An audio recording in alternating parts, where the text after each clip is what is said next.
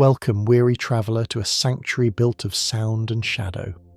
Before we begin our journey into the emerald heart of the world, I invite you to find that place of perfect stillness, where the body feels heavy and the mind feels light.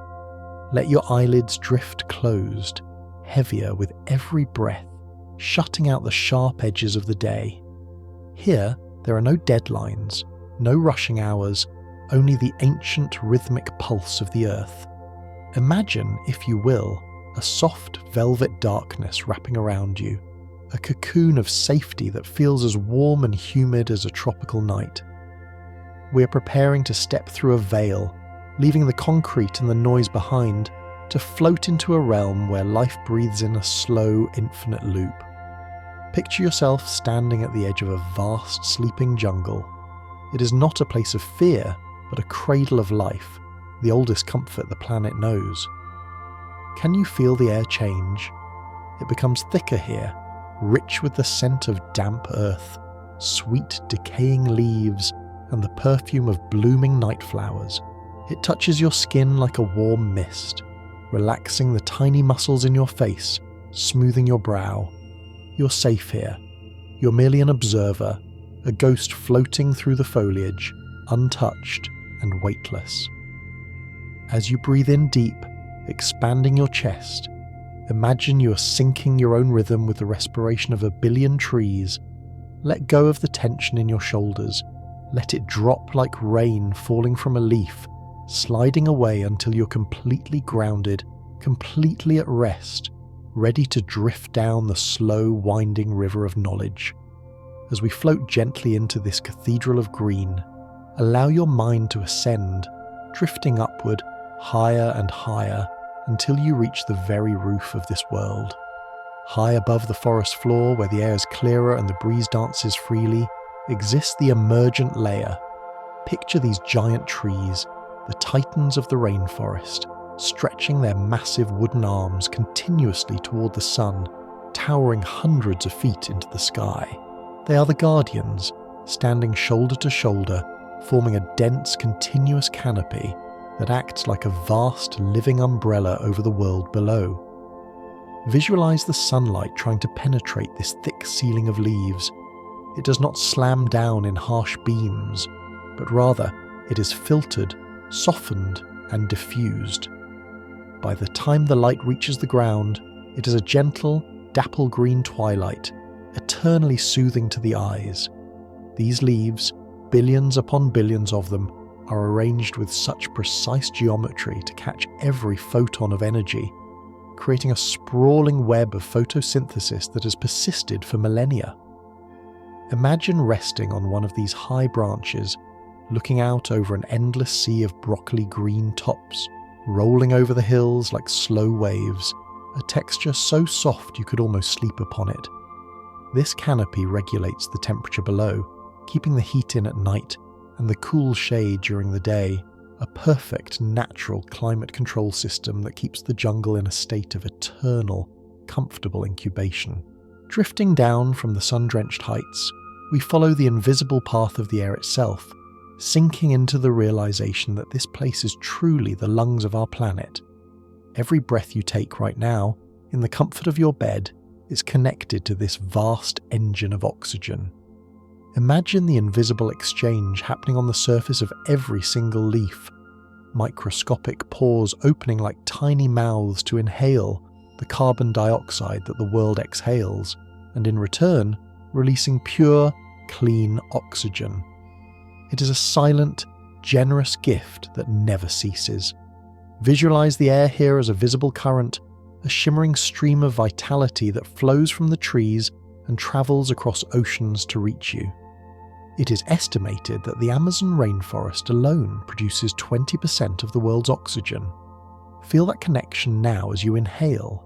Imagine you are breathing in the specific, purified air of the jungle, crisp and revitalizing, filling your blood with the energy of the forest. This symbiotic relationship means that as the trees breathe, you breathe.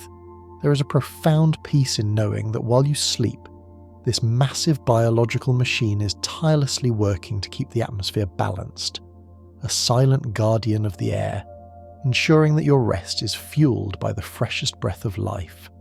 As the sun begins to set in our imaginary landscape, the light shifts from gold to a deep, bruised purple, and then to the velvety black of night. But look down at the forest floor. It is not total darkness. Here, in the humid undergrowth, a soft, alien glow begins to pulse. We turn our attention to the phenomenon of bioluminescence. Picture the decaying logs and the damp leaf litter suddenly sparking with cold, neon green fire. These are bioluminescent fungi, tiny mushrooms that hold the secret of chemical light. Imagine walking through a path lined with these glowing lanterns, a fairy tale guide through the shadows. They do not burn, they only shine, a chemical reaction between luciferin and oxygen that creates a light without heat. It is nature's way of signalling in the dark, a spectral, ghostly beauty that turns the terrifying black of night into a canvas of wonder. Visualize the spores drifting from these fungi, tiny specks of light floating on the breeze like dust motes in a sunbeam, but shining with their own internal energy. It is a reminder that even in the deepest decay, there is light, there is energy, and there is beauty waiting to be seen by those who are patient enough to let their eyes adjust to the dark. Moving slowly through this glowing underbrush, we encounter a creature that embodies the very essence of sleep and patience. High in the crook of a cecropia tree, perfectly still, hangs the three-toed sloth. Visualize this master of relaxation. It moves with such deliberate slowness that it seems to exist in a different dimension of time, where seconds stretch into minutes. The sloth is so sedentary, so at peace with stillness, that its coarse fur actually becomes a garden for algae. Imagine being so calm, so unhurried, that you turn green with the life of the forest, blending perfectly into the canopy until you are indistinguishable from the mossy branch you hold. They sleep for up to 20 hours a day. Let your own body mimic the heavy, relaxed state of the sloth. Their limbs lock effortlessly onto the branches, requiring no energy to hold on, allowing them to hang suspended in a state of total muscular release. They do not chase, they do not rush, they simply exist, digesting leaves at a glacial pace, proving that survival does not always belong to the swift, but often to the calm, the hidden, and the deeply rested. As we watch the sloth sleep, we become aware of the moisture in the air, a heaviness that feels like a warm embrace. This is not just humidity, it is a river flowing upwards. This is the phenomenon of transpiration. Imagine the jungle floor as a giant sponge, soaking up the heavy rains. But the water does not stay there. It is drawn up through the roots of the massive mahogany and kapok trees, travelling up through the trunk in silent hydraulic elevators until it reaches the leaves. There, the water is released back into the atmosphere as fine mist. Picture this mist rising from the canopy like steam from a warm cup of tea, swirling and dancing as it ascends to form the clouds above. This is a cycle of water that recycles itself constantly. Half of the rainfall in the jungle comes from the jungle itself. It creates its own weather, its own atmosphere.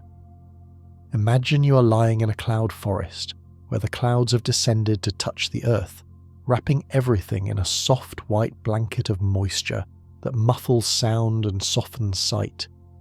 The droplets collect on your skin, cooling and soothing, a gentle reminder of the water that flows through all living things. And where does this water go when it falls back to earth? It seeks the path of least resistance, joining together in trickles, then streams, then rushing torrents, until it feeds the mighty arteries of the jungle, the great rivers. Visualize the Amazon River not as a blue ribbon, but as a deep cafe au lait coloured serpent winding its way through the green heart of the continent. The water is dark and rich with sediment, carrying the nutrient. These are epiphytes, air plants that cling to the rough bark of high branches, suspending themselves between heaven and earth. Visualize a delicate purple orchid, its petals soft as silk, rooted not in the heavy mud, but in the moss of a high limb. It drinks the rain and eats the dust of the air. It is a testament to the idea that you do not need to be weighed down to thrive. You can bloom while suspended, supported by the strength of others. Imagine the sheer variety of shapes and colours, spotted yellows, deep crimsons, ghostly whites, hanging like living ornaments decorating the forest hall. They are fragile yet resilient, enduring the storms by swaying with the wind, never breaking, always dancing. They teach us the art of letting go, of rooting ourselves in the air and the light, finding sustenance in the subtle mists that drift by, beautiful and untethered. As the orchid sways, a shadow moves beneath it, silent and fluid. It is the jaguar, the phantom of the rainforest. But do not feel fear. In this dream you are safe, observing the apex of grace.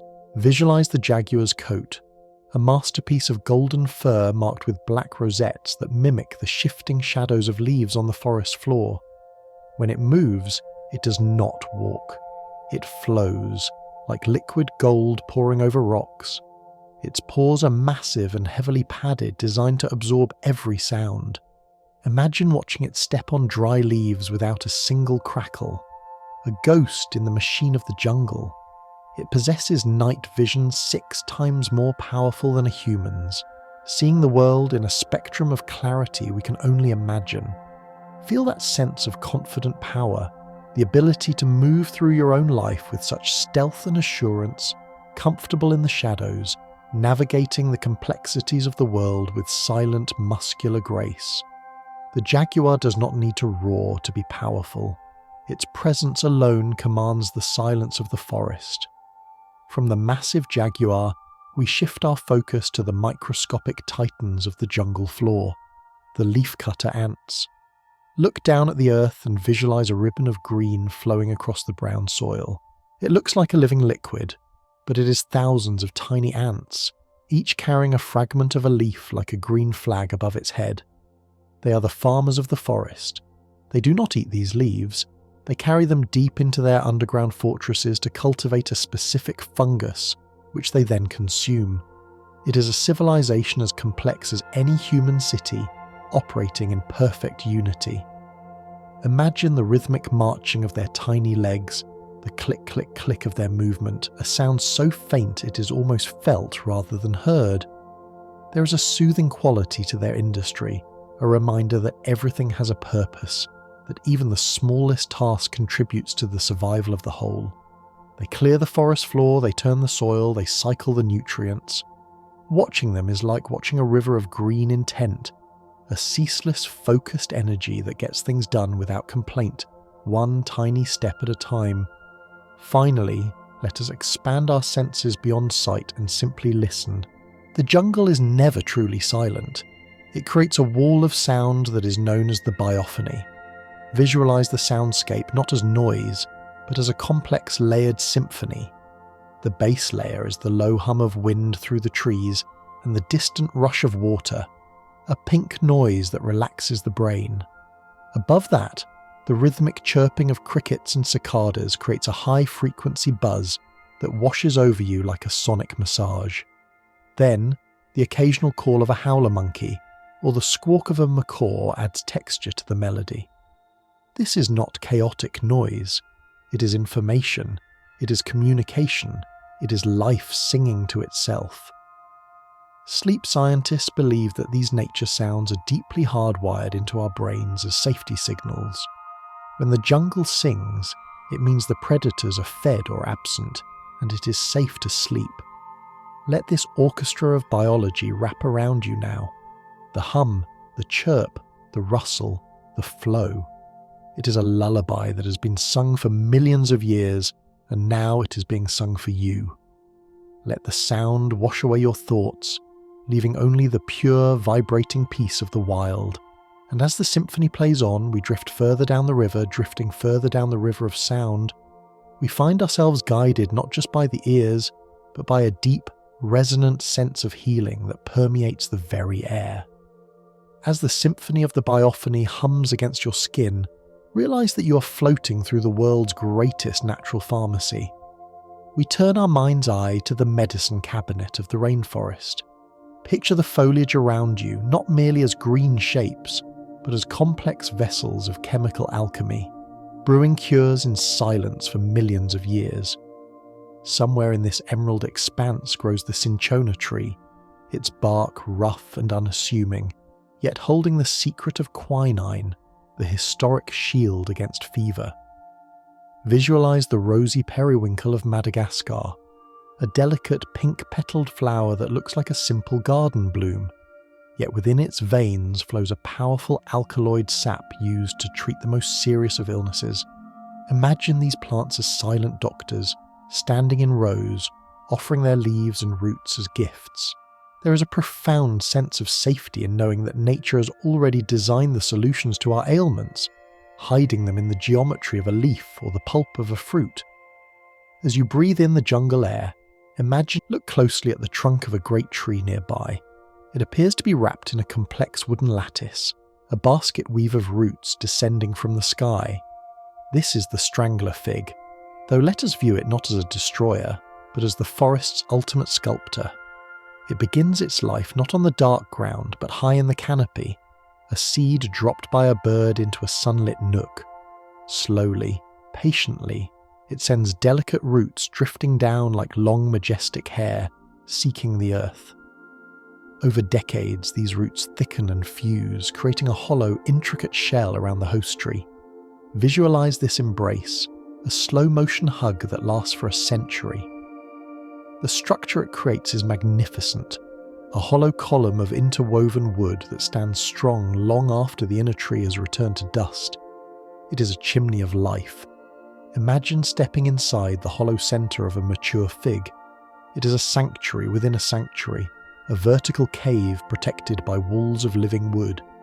The air inside is still and cool.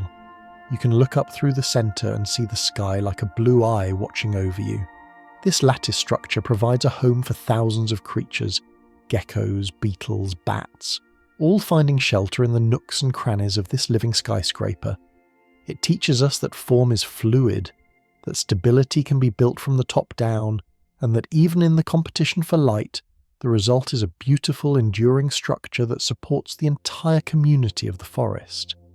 Following these descending roots until they touch the earth, we find our attention drawn to the base of the giant kapok and mahogany trees. Here the roots do not simply disappear into the soil, they flare out like the grand wooden skirts of a ballroom dancer. These are the buttress roots. Because the rainforest soil is surprisingly shallow and nutrient poor, the trees cannot send taproots deep down. Instead, they spread wide. Visualize these massive fin-like structures, some standing as tall as a person, radiating out from the trunk in curving, sinuous waves. They look like the flying buttresses of a Gothic cathedral, engineered by nature to support the colossal weight of the canopy against the wind and storms. Run your hand along the surface of a buttress root in your mind. The bark is smooth, often covered in soft velvet moss, or painted with the chaotic patterns of lichens in shades of pale green and rust orange. These walls of wood create separate rooms, little private alcoves at the base of the tree. Imagine curling up in one of these natural nooks, nestled between two great wooden fins. You're cradled by the tree, protected on three sides, with the mossy ground as your mattress. It is a place of absolute grounding. These roots are the anchors of the world, gripping the thin skin of the planet with a tenacity that defies the height of the tree. They remind us that to reach high, one must first be wide, stable, and deeply connected to the surface of things. Feel your own connection to the ground now, widening your base, feeling the stability of the earth rising up to meet you, holding you steady as the world spins. Resting in the alcove of the buttress roots, you're perfectly positioned to observe the floor of the jungle, the engine room of life. It is dark here, receiving only 2% of the sunlight, but it is alive with the silent, slow fire of decomposition. This is the domain of the recyclers.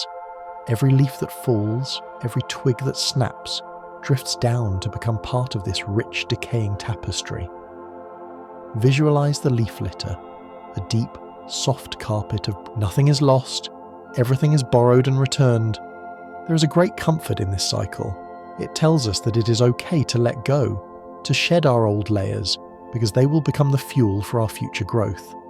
Visualize yourself melting into this process, your worries decomposing into nothingness, leaving only the pure, fertile potential for new dreams to sprout from the rich darkness of your rest. As we absorb the nutrients of the earth, our spirit feels light enough to ascend again, floating up the trunk past the understory to the branches where the air is brighter. Here, perched in the crook of a branch, sits a natural chalice, a bromeliad. These plants look like spiky pineapples or explosions of green ribbons. But look closer at the centre. The tightly overlapping leaves form a watertight tank, a personal reservoir high in the sky. Visualize this pool of water, crystal clear, trapped in the heart of the plant. It is a suspended lake, a miniature aquarium in the canopy. Rainwater collects here, and with it, fallen leaves and dust, creating a nutrient-rich soup. But it is not just water. It is a home. Entire generations of insects, tiny crabs and salamanders live their whole lives inside this single plant, never touching the ground.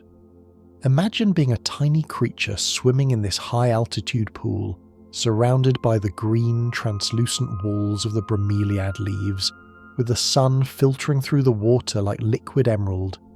It is a world within a world. These plants can hold gallons of water, acting as sponges that regulate the forest's hydration. They are a testament to the idea that you can create your own abundance, catching the resources that fall from above and holding them close, creating a sanctuary for yourself and others in the most unlikely of places. Peering into one of these bromeliad pools, you might catch a flash of brilliant, shocking colour. A jewel resting on a wet leaf.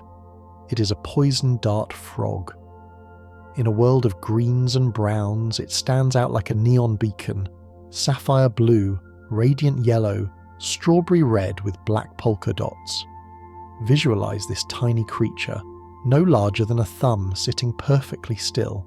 You might think its brightness would make it a target, but in the jungle, this visibility is its shield. This is aposematism, warning coloration. It is a message to the world that says, I am dangerous, do not touch. Because of this, the frog has no need to hide. It does not scurry away in fear. It moves with a calm, deliberate hop, secure in its own skin. Imagine having that kind of confidence, a protective aura that allows you to walk through the world untouched. The toxins in its skin are derived from the ants and mites it eats. It transforms its diet into its defense. Visualize the skin of the frog glistening with moisture, bright and fearless against the dark moss. It is a beautiful paradox, something so small and seemingly fragile that walks like a king, protected by the very colours that reveal it. It invites you to embrace your own true colours, to stop hiding, knowing that your authenticity is your greatest protection. And speaking of kings, we lift our eyes from the tiny frog and cast them upward to the very apex of the canopy. There, perched on the highest branch of a silk cotton tree, sits the harpy eagle. It is massive, the ruler of the skies, with a wingspan that could embrace a human. Visualize its feathers, a regal slate grey, and the double crest of feathers on its head that rises like a crown when it is alert. Its eyes are dark, intense pools of focus. The harpy eagle does not look, it sees. It can spot a sloth moving a mile away. Despite its size, it is a master of silence. When it launches from its perch, its short, broad wings allow it to maneuver through the dense trees without clipping a leaf, a silent shadow gliding through the maze of wood. Imagine the sensation of that flight. Absolute control, absolute power, yet weightless. It is the embodiment of focus. It does not waste energy on unnecessary movement. It waits, it watches, and when it acts, it is decisive. Feel that sense of clarity washing over you. The clutter of your thoughts is swept away by the eagle's sharp gaze, leaving only a singular, peaceful point of focus. You are high above the noise, detached and observant, resting in the quiet confidence of one who sees the whole picture. As the eagle glides silently away, we look at the obstacles it navigates, the tangled, chaotic web of lianas. These are the woody vines of the jungle, thick as a human leg, looping and twisting from the ground to the canopy and back again. They are the stitches that hold the rainforest together. Visualize them draping like heavy ropes, spiraling around tree trunks, hanging in great U-shapes like swings for giants. They are not merely hanging, they are climbing, seeking the light, using the trees as ladders to reach the sun. But they also connect the trees to one another. If one tree faces a strong wind, the lianas act as cables, distributing the force to the surrounding trees, sharing the burden so the individual does not fall. They create a highway for the ants, the monkeys, and the rats, a physical network of connection. Imagine tracing the path of a single liana with your finger, following its twists and knots, its rough bark peeling slightly. It looks chaotic, but it is a complex system of support. Feel the strength of these natural ropes. They represent the bonds between things, the invisible ties that connect you to your loved ones, to your history, to the earth. You're not a solitary tree standing alone in a storm. You're tethered, held, and supported by 1,000 different connections, woven into the safety of the whole. In this tangle of vines and leaves, not everything is what it seems. We drift closer to a large brown leaf hanging from a low branch. But as you look, the leaf blinks. This is the phenomenon of mimicry. You're looking at a leaf insect, or perhaps a katydid, evolved to look exactly like the foliage it lives on. Visualize the details. Its wings have veins that match the leaf perfectly. Its edges are tattered brown to resemble decay. Its legs look like dried twigs. It has dissolved its identity into its surroundings. Then, a butterfly flits past. An owl butterfly. As it lands and closes its wings, you see a giant yellow eye staring back at you from the pattern on its wing. It is a master of illusion, wearing the face of a predator to scare away threats. The jungle is a masquerade ball. Nothing is just one thing. There is a playful magic here, a game of hide and seek that has been played for eons. Imagine the relief of simply blending in, of becoming part of the background, invisible and safe. You do not need to perform, you do not need to stand out. You can simply be part of the pattern, hidden in plain sight, watching the world drift by from the safety of your camouflage, peaceful and undetected. Suddenly the light in the canopy dims. The air grows heavy and electrically charged. The sounds of the insects stop one by one until a hushed anticipation falls over the forest. Then you hear it, a distant roar, like a train approaching. It is the rain. But in the jungle, rain is not a drizzle, it is a deluge. It begins as a whisper high above, thousands of feet up, as the first drops hit the emergent leaves. Visualize the wall of water advancing, a curtain of silver moving through the trees. When it hits, it is a sensory immersion. The sound is a deafening white noise roar that drowns out every worry, every thought. It is the ultimate silencer. The water cascades down through the layers, hitting the canopy, dripping to the understory, sliding down the lianas, pooling in the bromeliads, finally soaking into the buttress roots. It is warm, cleansing water. Imagine standing in this downpour, but you remain dry, watching from your safe shelter. You can smell the ozone, the wet earth, the crushing scent of green life being washed. The humidity rises, wrapping you in a steam bath of comfort. This is the lifeblood of the jungle, the event that all life here waits for. It washes away the dust, the heat, and the tension. Let the sound of the heavy rain pound a rhythm into your mind, steady, relentless, washing everything clean, leaving the world shiny, new, and deeply, deeply asleep. As the rain softens to a gentle rhythm, the jungle breathes a sigh of relief, and we float onward into the aftermath of the downpour, where the air itself seems to have been scrubbed clean. As the heavy drumming of the rain fades into a rhythmic dripping from a billion leaves, a new, distinct sensation rises from the soil. It is a scent so primitive, so deeply encoded in our DNA, that it instantly triggers a biological relaxation response. This is the phenomenon of petrichor. Breathe it in deep, that earthy, musky, sweet aroma of wet ground. It is not just the smell of water, it is the smell of life awakening. The secret ingredient here is a molecule called geosmin, produced by millions of microscopic bacteria in the soil known as streptomyces. Visualize these tiny organisms in the dry earth, waiting patiently for the moisture. When the raindrops hit the ground, they act like tiny catapults, ejecting these aerosols into the air, creating a perfume that signals survival. For our ancestors, this scent meant water, it meant food, it meant a break in the heat. Your body remembers this. Feel the tension leaving your jaw as you inhale this ancient signal.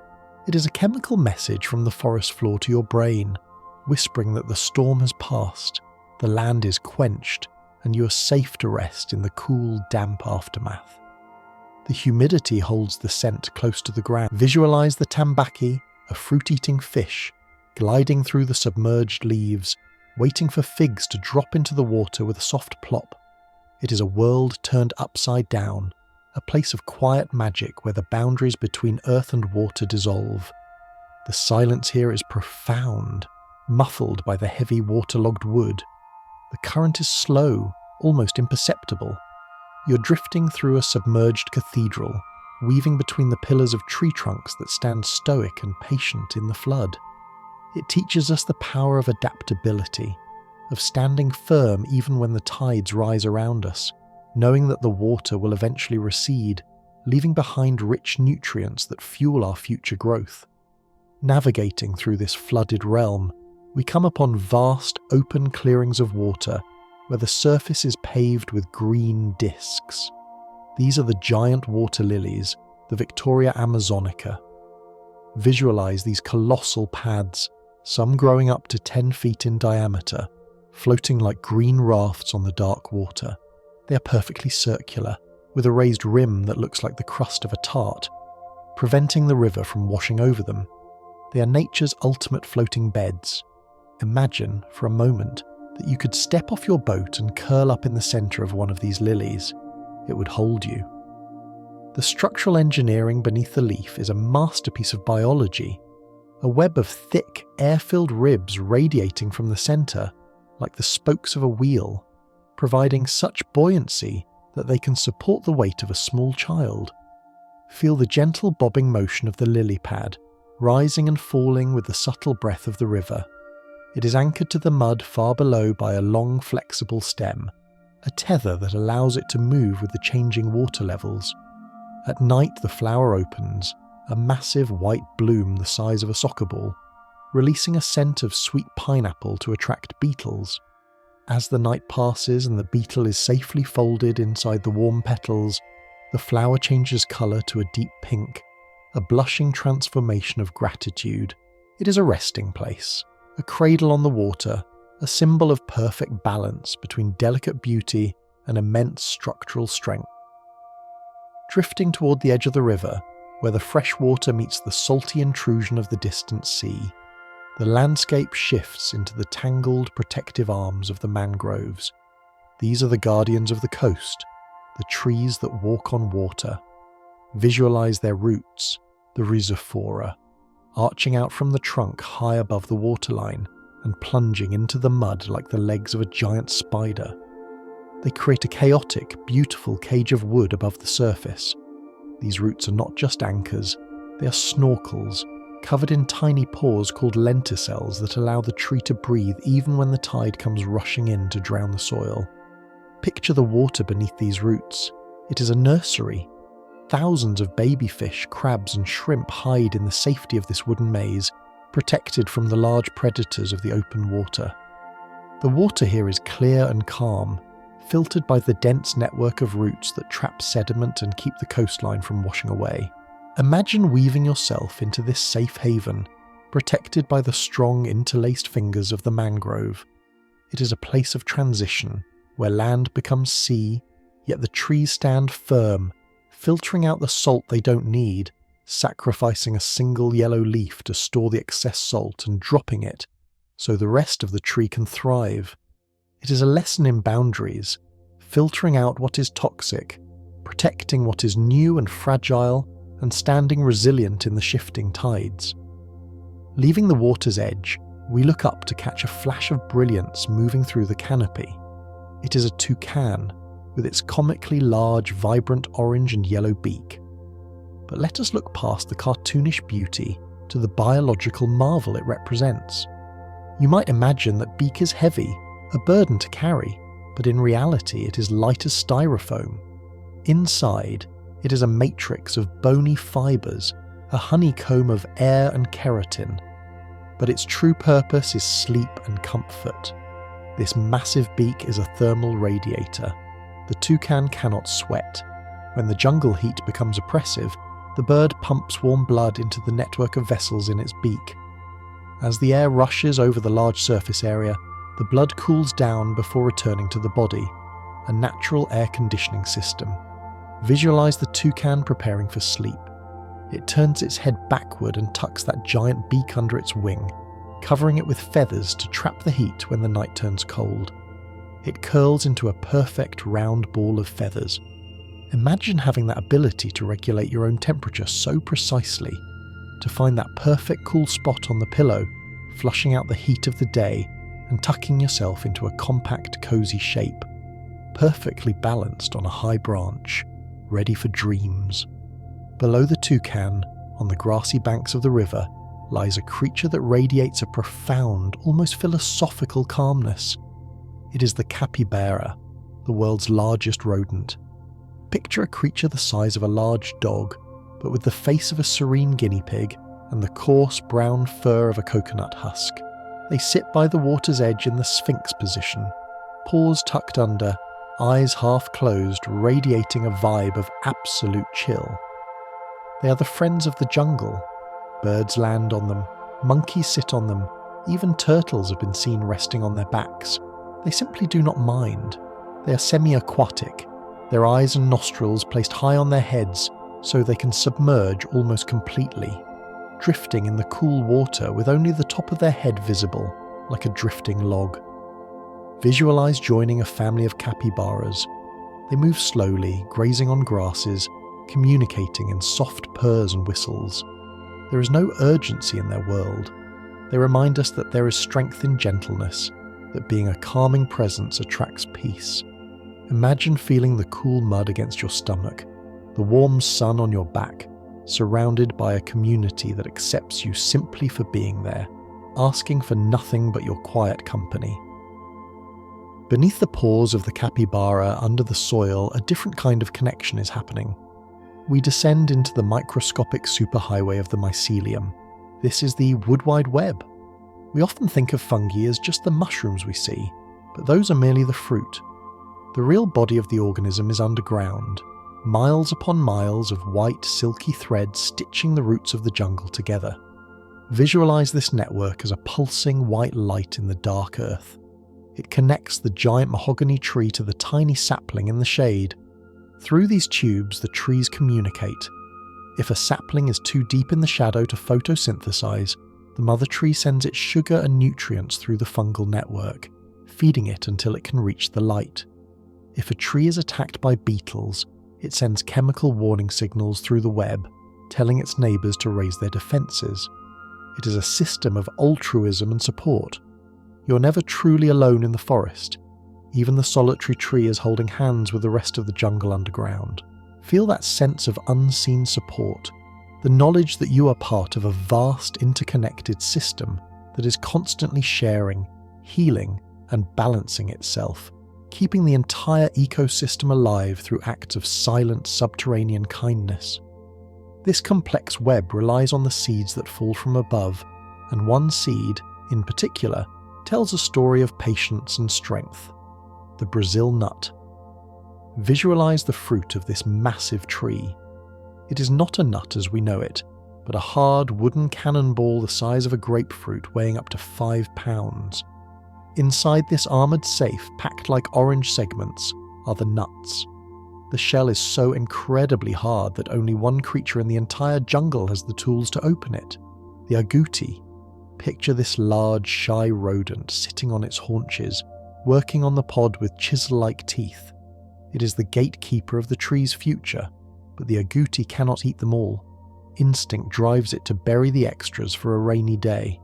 It digs small holes in the forest floor, hiding the nuts, and then, here is the miracle, it often forgets where it hid them. This forgetfulness is the birth of the forest. The forgotten seeds germinate, shielded by the earth, eventually rising to become the giants of the canopy. Imagine the comfort of knowing that your mistakes, your forgotten moments, or the things you left behind are not lost. They are merely planted. They are waiting in the dark to become something magnificent. The forest is built on these small acts of burying and forgetting, a legacy of growth that springs from the simple act of saving something for later. As the day begins to wane, the metabolism of the forest shifts. We focus on a tiny blur of iridescent green and blue, the hummingbird. It spends its day in a frenzy of speed, its heart beating over 1,000 times a minute, wings blurring the air. But such high energy cannot be sustained forever. To survive the night without starving, the hummingbird must enter a state of suspended animation called torpor. Visualize the bird finding a thin twig, gripping it tightly with tiny claws. It fluffs its feathers. Then it initiates a shutdown. Its body temperature plummets, dropping from a feverish heat to nearly match the cool night air. Its heart rate slows and slows and slows until it beats only a few times a minute. It is on the very edge of life, a deep, deep hibernation that happens every single night. It hangs upside down, stiff and still, totally checked out from the world. Imagine having the ability to power down so completely, to turn off the engines, to lower the heat, to slow the racing heart until it is a slow, rhythmic drum. It is the ultimate conservation of energy. In this state, the hummingbird does not dream. It simply exists, waiting for the warmth of the morning sun to reboot its system. Let your own heart mimic this slowing down, the frantic beating of the day subsiding into the slow preservation mode of the night. And now the night has fully arrived. The sun is gone and the moon rises, casting a silver spectral light over the canopy. In this ghostly illumination, a flower begins to stir. It is the moonflower, or the night-blooming cereus. It is a cactus that winds its way up the trees looking like a dead snake by day. But one night a year, guided by the cycle of the moon, it performs its magic. Visualize the buds, which have been waiting for weeks, suddenly beginning to unfurl as the darkness peaks. They do not open slowly. They burst open in a matter of an hour, revealing massive white petals that shimmer in the moonlight. They are white for a reason, to reflect the moon's glow, acting as beacons for the sphinx moths that pollinate them. And the scent, it releases a heavy vanilla spice fragrance that drifts for miles through the humid air. But this beauty is fleeting. By the time the sun rises, the flower will wilt and die. It exists for one night of perfection. It teaches us to cherish the moment, to bloom in the dark when no one is watching, to pour all our energy into a single moment of beauty and scent.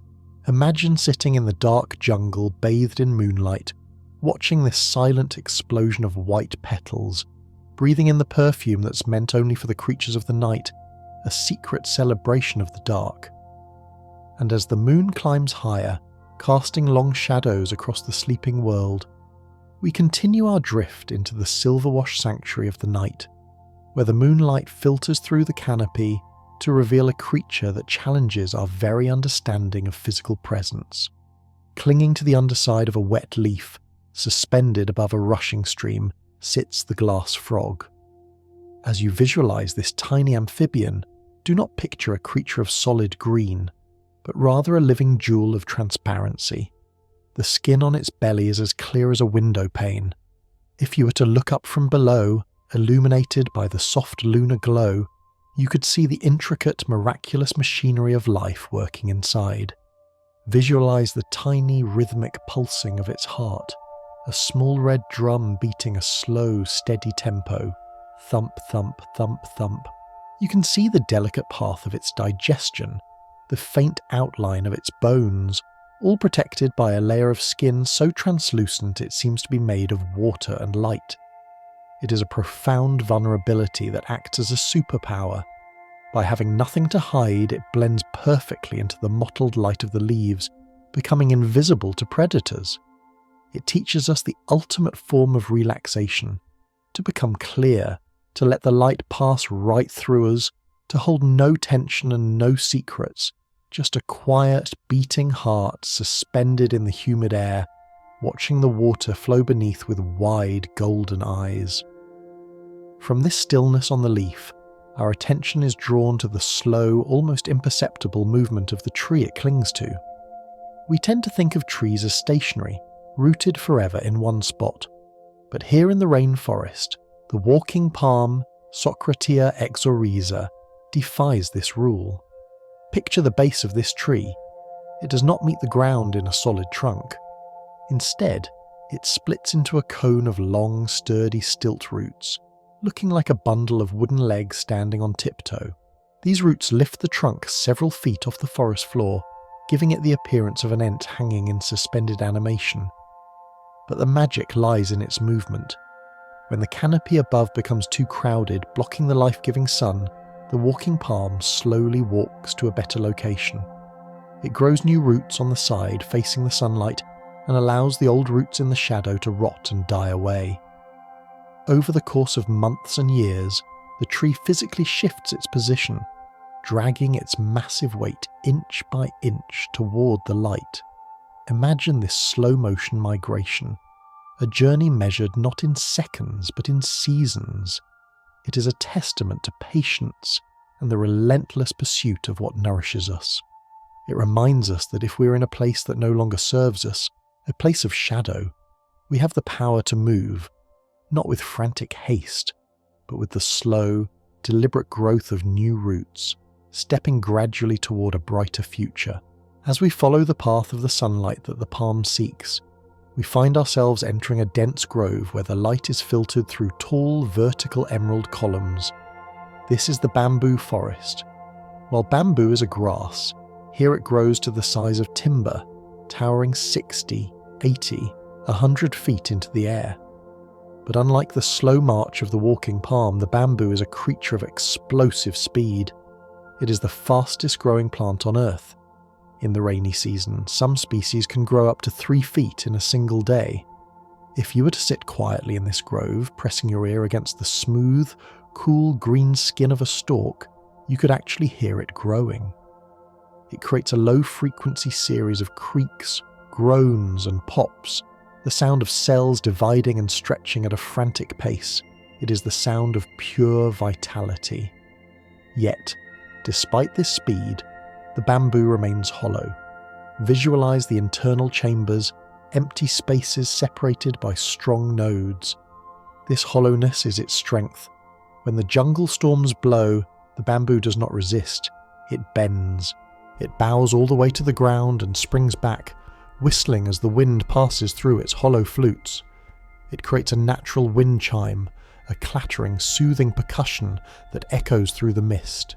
It teaches us that to be strong, we must be flexible, and to rise high, we must carry a lightness within, an empty space where the wind can pass without breaking us. Near the base of the bamboo, where a calm oxbow lake reflects the green stalks, the water surface remains unbroken, until a flash of green sprints across it. This is the basilisk lizard, often called the Jesus lizard.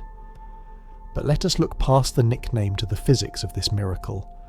Visualize the surface of the water not as a liquid, but as a thin, elastic skin. Surface tension.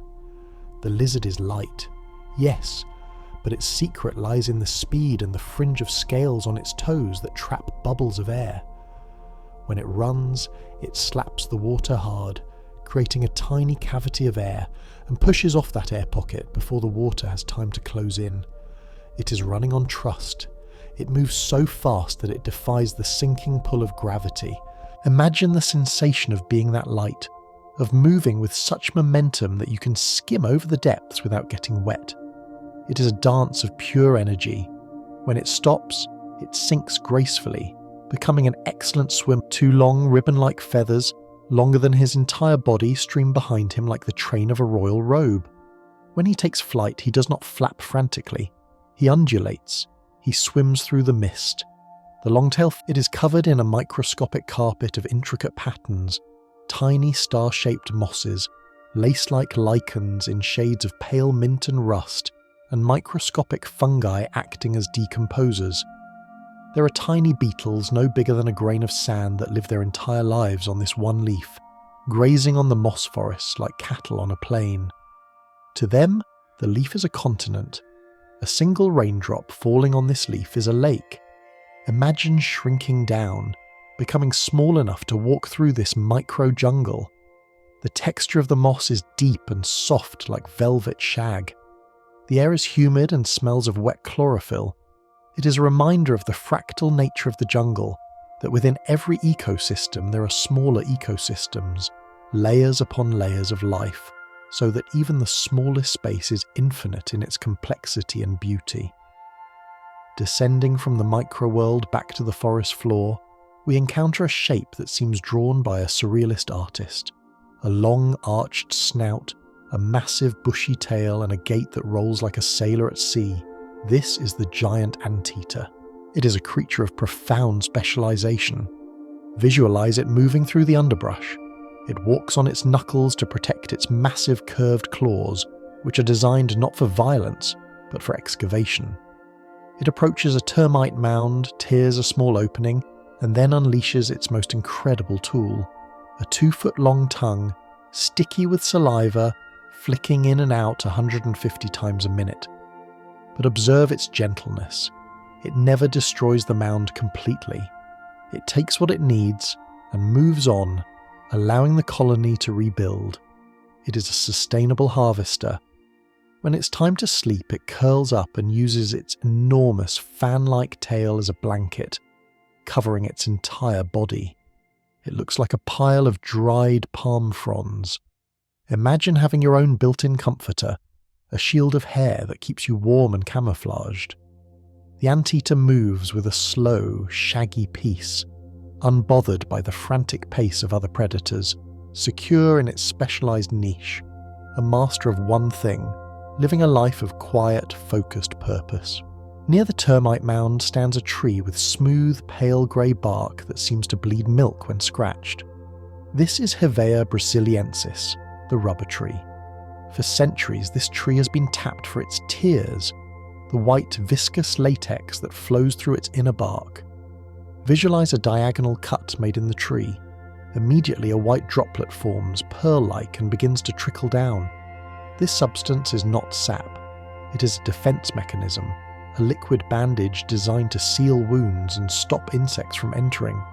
It dries into a bouncy, elastic rubber. Imagine touching this fresh latex. It is cool, sticky, and smells faintly sweet and earthy. It represents resilience and flexibility, the ability to be stretched, twisted, and pulled, yet always return to your original shape. The jungle is full of these elastic properties. The trees sway, the vines stretch, the rubber heals. It invites you to find that elasticity in your own mind, to soften the rigid thoughts, to become pliable and resilient, able to absorb the shocks of the world and bounce back, sealed and whole, protected by your own inner healing. Following the river that winds past the rubber trees, we come to a vertical cliff of exposed red clay that seems to be moving. As we get closer, the movement resolves into a kaleidoscope of colour. This is a macaw clay lick.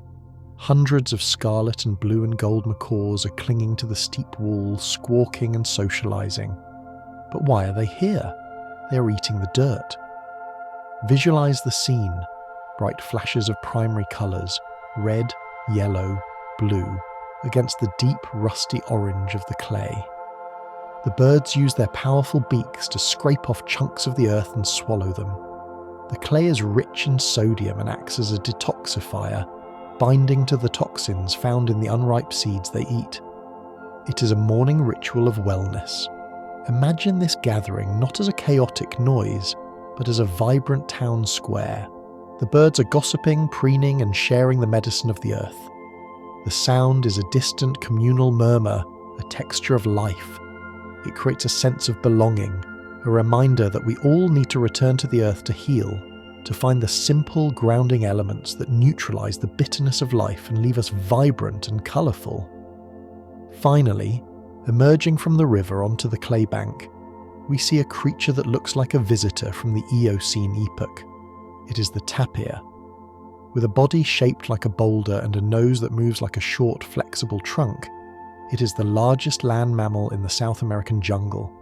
Visualize its skin, thick, leathery, and sparsely covered in hair, warm to the touch. It moves with a heavy, deliberate grace, its snout wiggling constantly, taking in the scent map of the forest. The tapir is the gardener of the jungle. It eats fruits and seeds, travels long distances, and deposits them across the forest floor, planting the trees of the future. It loves the water. Imagine watching a tapir submerge itself in a cool lagoon to escape the heat and the flies. It sinks down until only the tip of its flexible snout remains above the surface, acting as a snorkel. It stands on the riverbed, weightless and cool, hidden from the world, just breathing, in and out, in and out. It is a master of submersion, of finding a quiet, cool place to simply be. Let yourself mimic the tapir, sinking into the cool, dark waters of sleep, leaving only a tiny connection to the waking world as you drift deeper and deeper into the comfort of the ancient living jungle. And as the tapir rests in the cool mud, the jungle continues its eternal cycle, drifting upward from the cool, muddy embrace of the riverbank. We allow our gaze to ascend the massive trunks of the dipterocarp trees, rising all the way to the very ceiling of the world. Here, against the bright canvas of the sky, we witness a phenomenon of exquisite courtesy and geometry known as crown shyness. Visualize the canopy not as a tangled mess, but as a giant backlit jigsaw puzzle. The uppermost branches of these ancient giants reach out toward one another, stretching across the void, but just inches before they touch, they stop. They leave a meandering, river-like channel of empty blue space between their leaves. It looks like a map of a river delta drawn in negative space, or veins of light flowing through the green. This is a silent agreement between the trees, a boundary of respect to prevent the spread of leaf-eating insects, or to avoid damaging each other in the wind. Imagine lying on the forest floor looking up at this fractured stained glass window.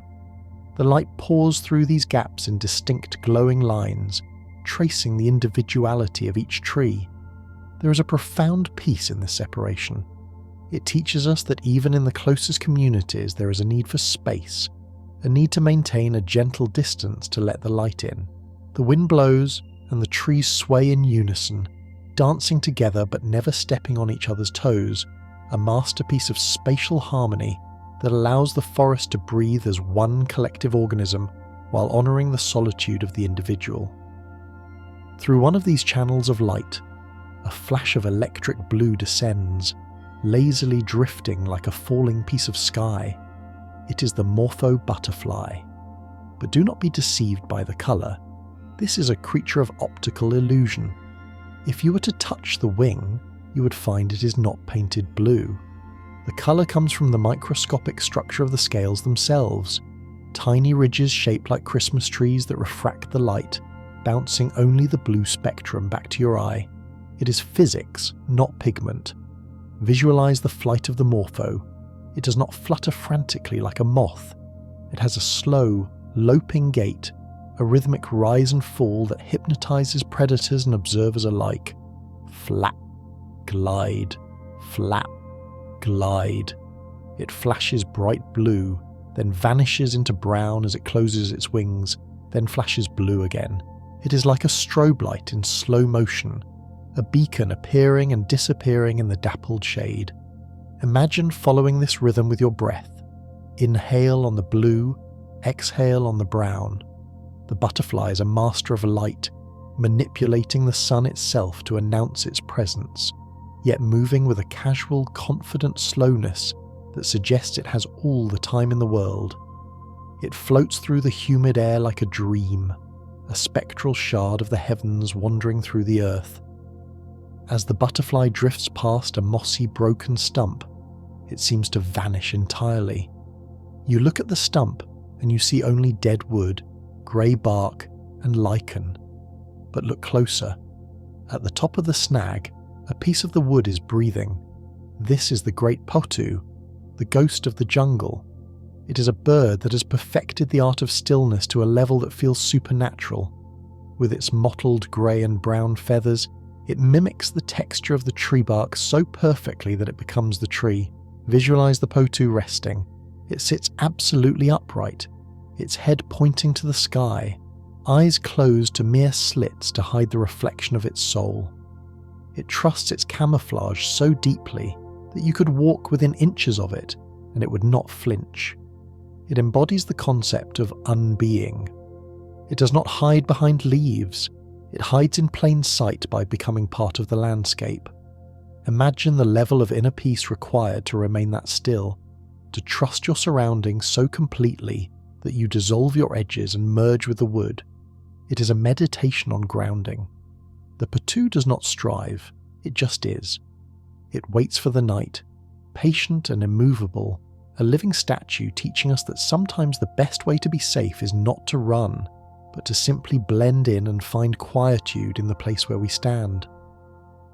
The potu watches over the water, and if we follow its gaze downstream, we arrive at a place where physics and fluid dynamics create a swirling masterpiece, the meeting of the waters. Here, near Manaus, the Rio Negro meets the Amazon, the Solimões, but they do not mix immediately. Visualize two distinct worlds flowing side by side. On the left, the water is the colour of black tea, dark, acidic and slow-moving, steeped in the tannins of decaying leaves from the deep jungle. On the right, the water is the colour of café au lait, creamy, sandy, heavy with sediment from the Andes Mountains, rushing fast and cool. For nearly 4 miles these two rivers flow in the same channel without merging, a stripe of black and a stripe of beige winding through the green. Imagine dipping your hand into the boundary. The black water is warm, almost like a bath. The sandy water is cool and brisk. You can feel the turbulence where they touch, the eddies and swirls creating marble patterns on the surface. It is a slow, churning dance of density and temperature. Eventually they surrender to one another, blending into a unified, mighty river. It is a powerful visualization of integration, how two very different feelings or thoughts can coexist within you, flowing side by side for a time, distinct and separate before slowly swirling together into a single, powerful current of being. Beneath this swirling surface, navigating the murky depths where vision is useless, swims a creature that feels like a myth, the pink river dolphin, or boto. Unlike its oceanic cousins, the boto is not grey and sleek. It is a soft, flushed pink, a colour that comes from the blood vessels near the surface of its skin regulating its temperature. Visualize this gentle being moving through the underwater forest. It has a flexible neck, unlike sea dolphins, allowing it to turn its head and weave through the submerged tree trunks of the flooded forest with the agility of a snake. It does not see with its eyes, it sees with sound. It sends out a constant stream of clicks, biological sonar, that bounces off every root, every fish, every floating leaf, creating a perfect 3D map in its mind. Imagine floating in that water, wrapped in the silence of the river, yet seeing everything through vibration. The boto is often solitary or moves in small, quiet pairs. It represents a different kind of intelligence, one that is tactile and acoustic. It moves with a slow, deliberate grace, never rushing, its pink form a ghostly, gentle presence in the dark water. It reminds us that we can navigate the murkiest times not by straining our eyes, but by listening to the subtle echoes of our environment, trusting our inner senses to guide us through the labyrinth. Drifting from the river to the bank, we see great splashes of colour hanging like lanterns from the undergrowth. These are the heliconia flowers, often called lobster claws due to their vibrant geometric shapes. Visualize a hanging stem, heavy and pendulous, adorned with a series of bright red and yellow bracts that look like stacked boats or zigzagging sculptures. These are not delicate petals that wither in a day. They are thick, waxy and durable structures built to last for weeks. Touch the surface of a heliconia in your mind. It is smooth, cool, and feels like polished candle wax. The shape is designed to hold water, creating tiny individual swimming pools for insects. But the true secret is the nectar. It is hidden deep within the curved flower, accessible only to hummingbirds with bills perfectly shaped to match the curve of the bloom. It is a lock-and-key relationship evolved over millions of years. Imagine the stability of this flower. It hangs heavy and still, a reliable source of sweetness in the chaotic green. It anchors the scene with its bold architectural beauty, reminding us that nature is not just random growth, but precise design, creating vessels of nourishment that wait patiently for the right connection to unlock their sweetness. As the sun begins to set, painting the heliconia in shades of twilight purple, a creature stirs in the canopy above. It has the plush, golden fur of a teddy bear and a tail that acts like a fifth hand. This is the kinkajou, also known as the honey bear. It is not a monkey, but a relative of the raccoon, evolved for a life entirely in the trees. Visualize its fur, dense, woolly, and soft as velvet, designed to keep it warm in the cool tropical night. The kinkajou moves with a fluid, rolling gait. It wraps its prehensile tail around a branch, hanging upside down with effortless trust, while its small hands grasp a fruit. But its most charming feature is its tongue, long, slender, and designed for lapping up nectar and honey from the hives of stingless bees. Imagine the scene, a soft golden shape moving silently through the dark leaves, eyes reflecting the moonlight like large dark saucers. It is a creature of comfort. It spends its days sleeping in the hollows of trees curled into a ball of fur and its night-seeking sweetness. It embodies a gentle, non-aggressive existence, floating through the canopy like a pollen-dusted spirit, seeking only the sweet things in life, soft and silent in the safety of the high branches. While the kinkajou laps nectar, a more agile shadow descends the tree trunk nearby, head first. This is the margay, the acrobat of the feline world. Most cats can climb up, but the margay is the only one that can climb straight down, vertical face to the ground. Visualize its ankles. They are built with a special flexibility that allows them to rotate a full 180 degrees. This anatomical miracle lets the margay grip the bark with its back claws while facing downward, moving with the control of a squirrel. Picture its coat, a beautiful tapestry of rosettes and spots that mimic the dappled shadows of the moonlit forest.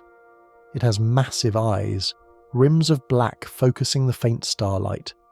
It moves through the trees not by jumping frantically, but by flowing. It can hang from a branch by 1 foot, swinging casually to reach a lizard or a bird.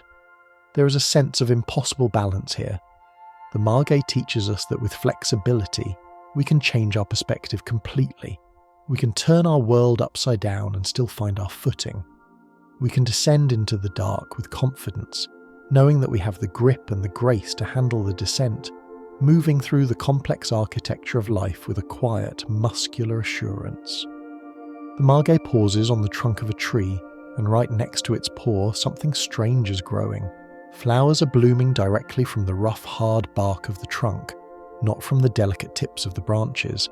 This phenomenon is called cauliflory. Visualize a cacao tree, the mother of chocolate.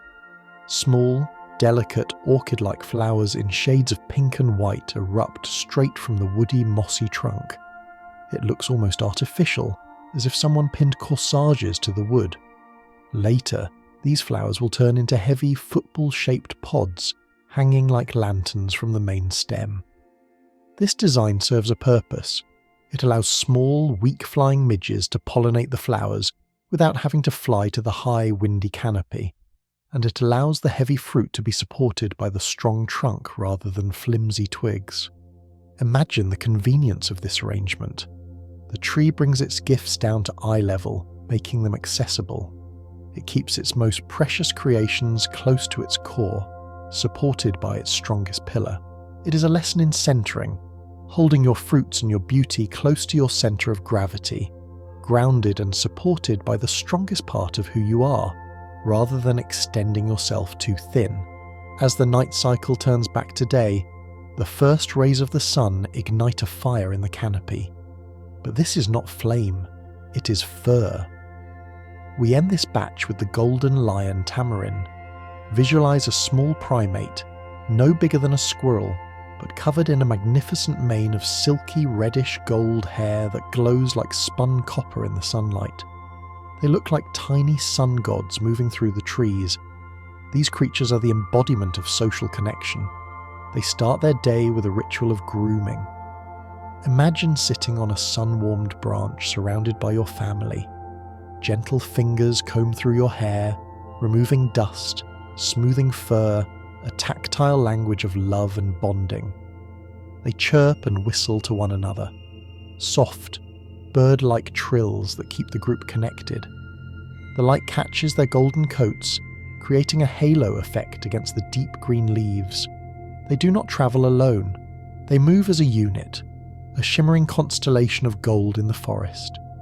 Feel the warmth of the sun on your own skin, mimicking the warmth of the tamarin's coat. Feel the comfort of belonging, of being cared for, of the simple, physical reassurance of touch. The jungle is a place of survival, yes, but it is also a place of tenderness, where gold is not a metal to be mined, but a bond to be shared in the warmth of the morning light. And as the golden monkeys chatter softly, grooming the sleep from each other's eyes, we drift further, drifting on the warm currents of the morning air. We leave the golden tamarins to their grooming and glide across the ocean of green to the island of Borneo, where a heavy, rusty red giant moves with slow, deliberate contemplation. This is the orangutan, the person of the forest. Visualize this solitary figure, covered in long, shaggy hair that looks like draped blankets of auburn wool. Unlike the chattering monkeys, the orangutan is a creature of profound silence and solitude. It is the largest tree-dwelling mammal on Earth, yet it moves through the canopy with a silent, bending grace, testing each branch with a hand that is remarkably like your own before committing its weight. But the true marvel of the orangutan is its nightly ritual of comfort. Every single evening, the orangutan builds a new bed. Visualize this process of construction. It takes branches and bends them inward, weaving them together to create a strong, springy platform high in the safety of the trees. It adds layers of smaller, leafy twigs to create a soft mattress, sometimes even fashioning a pillow of leaves or a roof of large fronds to protect against the rain. Imagine lying in that nest, hundreds of feet above the ground, cradled by the living wood, swaying gently with the wind. The orangutan sleeps for 12 hours a day, a master of rest. It reminds us that comfort is something we can build for ourselves, that we deserve a soft, safe place to lay our heads every night, and that there is a deep, ancestral peace in simply lying high above the world, watching the stars through the leaves. Resting on the rough bark near the orangutan's nest, we notice patches of dry, brown, crispy leaves that look lifeless, as if they have been burned by the sun. These are the resurrection ferns. In the dry spells they curl up, shrinking into grey, brittle husks, appearing to be dead. They lose up to 97% of their water content. But this is not death. It is a waiting game. Visualize the moment the first drop of rain touches one of these dry fronds. It is an instant miracle of hydration. The water is sucked into the cells, and within minutes, literally minutes, the brown turns to a vibrant, lush emerald green. The leaves uncurl, spreading out to catch the rain, plump and alive once more. It is a stunning display of resilience.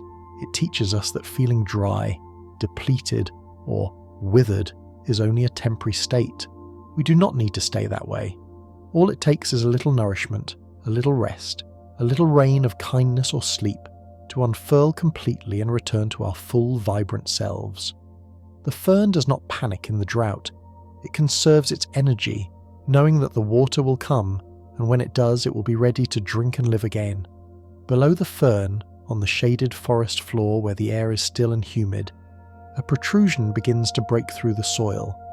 It looks like a dark cabbage at first, swelling over months until it bursts open into the largest single flower in the world, the rafflesia.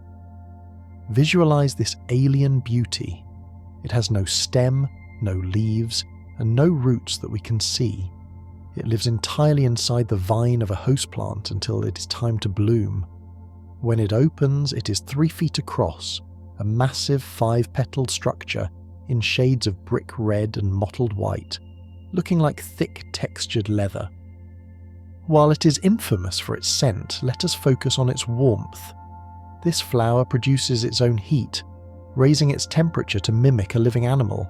Imagine placing your hand near it and feeling that radiant warmth rising from the petals. It is a heavy, grounding presence. It blooms for only a few days after months of preparation. It is a testament to the power of the grand gesture. It spends almost all its life hidden, invisible, gathering strength, only to emerge for a brief, spectacular moment of visible glory. It reminds us that periods of invisibility are necessary for growth, that great things take time to swell and ripen, and that when we finally reveal our true selves, it is a magnificent, undeniable event. Near the giant flower, rising like a Gothic spire from the earth, stands a termite mound. But do not think of this as a pile of dirt. Think of it as a lung. These structures can stand 15 feet high and are hard as concrete, yet they are walls that breathe. The termites are the master architects of passive cooling.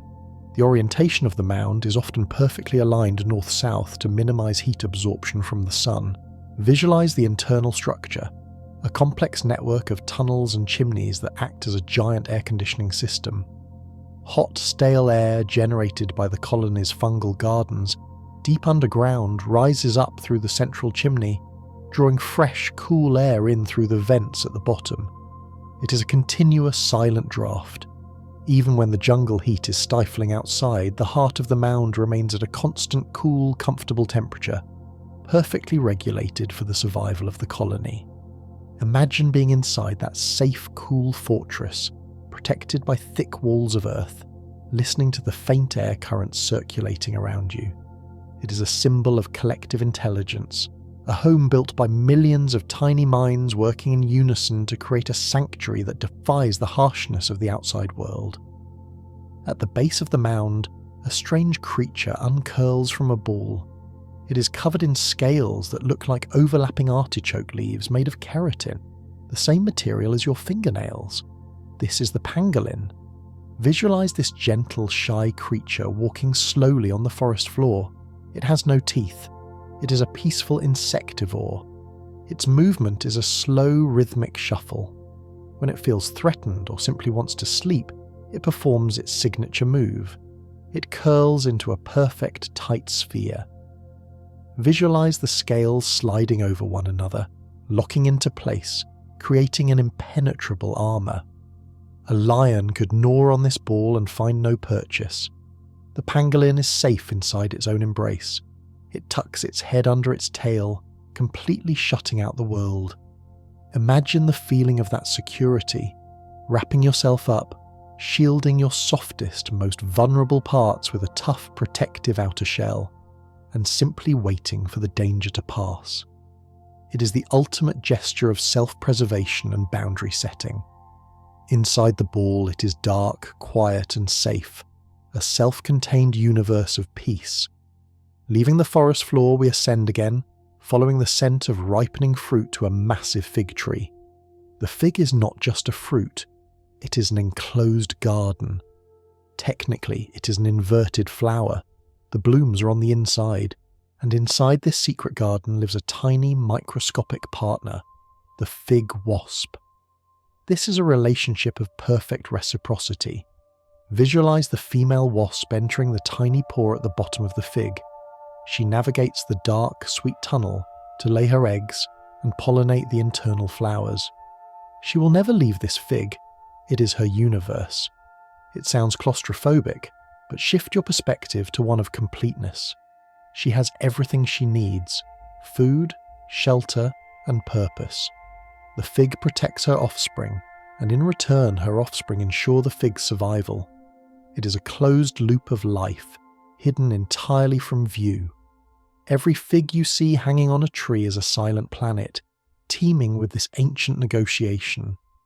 It is a reminder that worlds exist within worlds, that even in the smallest, most enclosed spaces, life is flourishing, complex, and meaningful. As the morning sun warms the canopy, the silence of the fig tree is broken by a sound that starts as a low hoot and rises to a melodious, bubbling crescendo. It is the song of the gibbons or siamangs. These are the smaller apes, the acrobats of the dawn. Visualize a pair of them sitting high on a flexible branch. They have a special throat sac that inflates like a balloon, allowing their calls to resonate for miles. This is not a territorial shout, it is a duet. The male and female sing together, weaving their voices in a complex synchronized song that strengthens their bond. Oop, oop, whoop, whoop, whoop. It echoes through the mist, a joyful, liquid sound that defines the morning jungle. As they sing, they begin to move. This is brachiation, swinging arm over arm. They do not grab branches, they hook them with long fingers, using their body weight as a pendulum. They flow through the trees like water, never stopping, a continuous release of gravity. Imagine the feeling of that flow, letting go of one branch before you have fully grasped the next, trusting the momentum to carry you.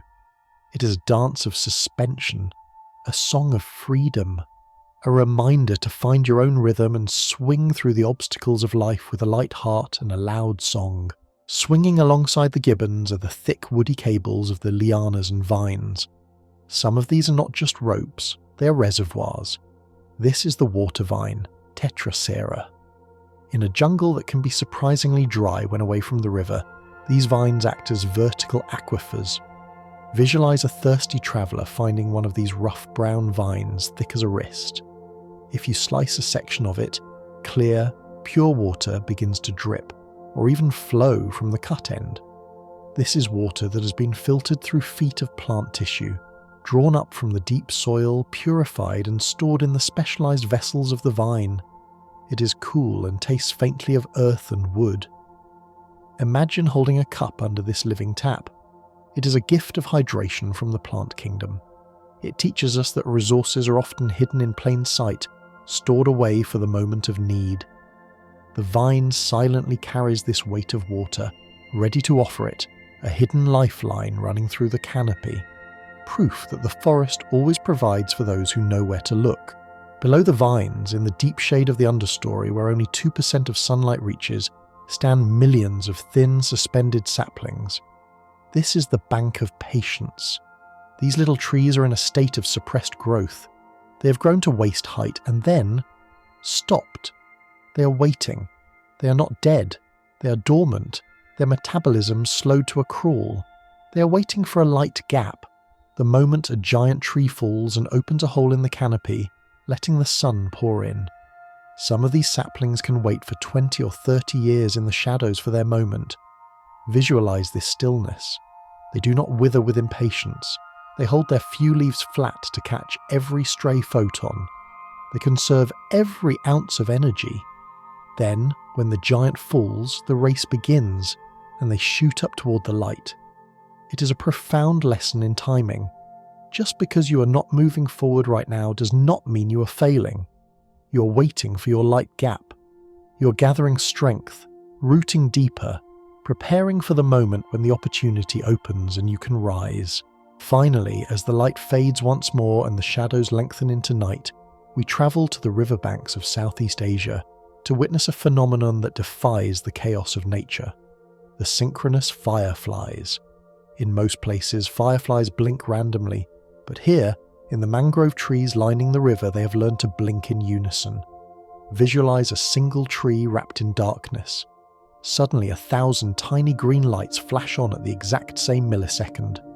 Darkness, then flash. Darkness, flash. It looks like a Christmas tree breathing with light. This synchronization allows males to find females in the dense visual clutter. It creates a hypnotic, pulsing rhythm that reflects on the black water below. Imagine drifting in a boat down this river, surrounded by trees that are pulsing with silent green energy. It is a heartbeat of light. It organizes the chaos of the night into a shared rhythm. Let your breath sync with this light. Inhale on the flash, exhale on the dark. Inhale, exhale. It is the ultimate harmony. Thousands of individuals acting as one, lighting up the dark with a shared rhythmic pulse of life, guiding you deeper and deeper into a state of synchronized, glowing rest. And as the lights pulse in the darkness, the jungle settles into its deep, rhythmic sleep, fading from the rhythmic, hypnotic pulse of the fireflies. We allow our vision to adjust to the deeper shadows of the understory, where a pair of immense golden eyes watches the light show with unblinking stillness. This is the tarsier. Visualize this diminutive creature, no larger than a human hand, clinging vertically to a sapling. It is the guardian of the night, possessing the largest eyes relative to body size of any mammal. In fact, each of its eyes is heavier than its entire brain. These eyes are so massive that they cannot rotate in their sockets. They are fixed, gazing eternally forward. To compensate, nature has gifted the tarsier with a neck of fluid grace, allowing it to turn its head a full 180 degrees in either direction, like a silent furred owl. Imagine the sensation of this movement: smooth, frictionless, and utterly silent. It scans the forest not with frantic energy, but with a deliberate, calculated rotation. Its ears, thin and delicate as dried leaves, twitch independently, catching the ultrasonic frequencies of insects that are invisible to us. The tarsier teaches us the power of a fixed gaze, of silencing the body to amplify the senses. It does not chase the world, it waits for the world to come into its field of view. There is a deep, meditative quality to its presence, a reminder that we do not need to scatter our attention.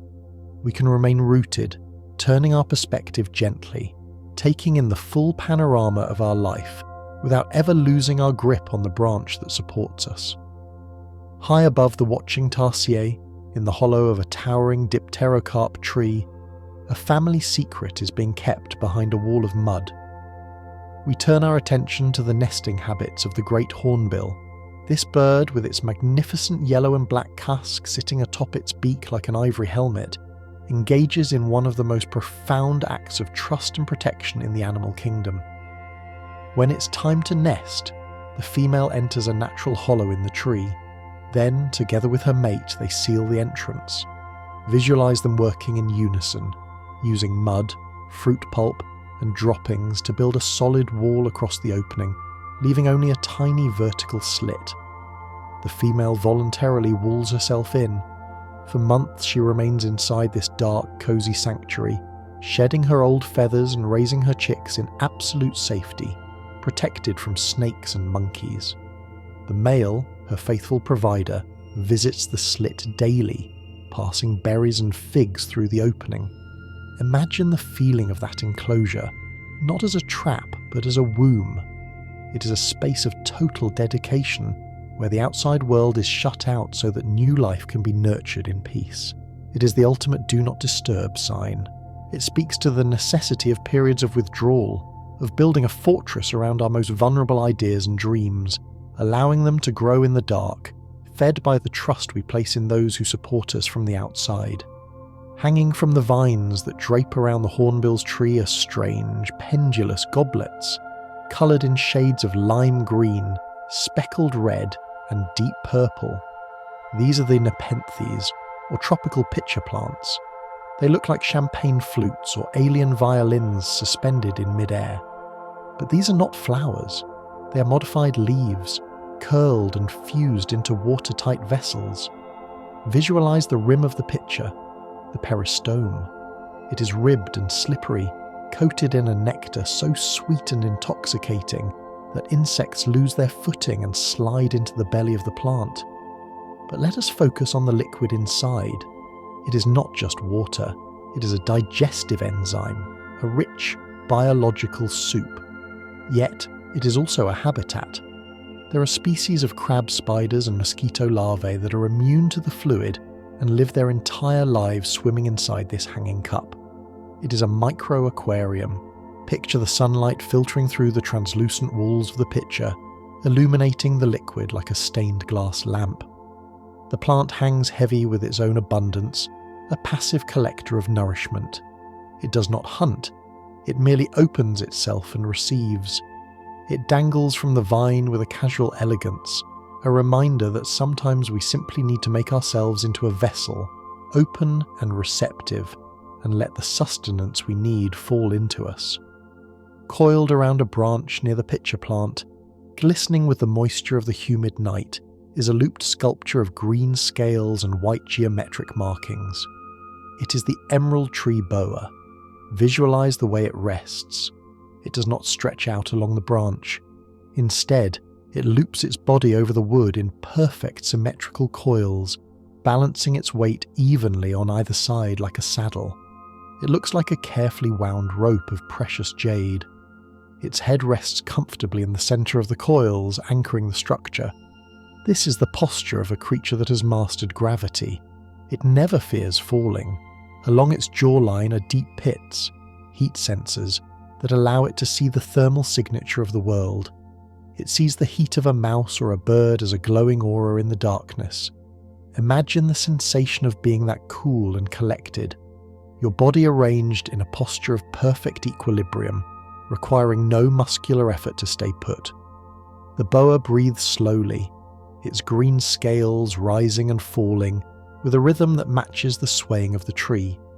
It is a symbol of patience and potential energy, resting in a beautiful folded knot, ready to unwind, but perfectly content to simply hang as a living ornament in the gallery of the forest.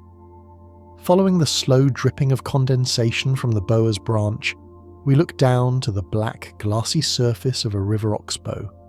Here, a gentle giant grazes in the silence of the submerged world. It is the Amazonian manatee. Unlike its saltwater cousins, this creature has smooth, dark grey skin, often with a distinct patch of bright pink or white on its chest. Visualize this massive, torpedo-shaped being floating weightlessly in the tannin-stained water. It feeds on the floating grasses and water hyacinths, moving with a slow, rolling motion. It is a vegetarian of the depths, peaceful and solitary. Because the water is dark, it has small eyes, but it navigates using sensitive bristles on its muzzle, feeling the texture of the plants. It breathes air, surfacing every few minutes with a soft pff sound that breaks the stillness before sinking back down.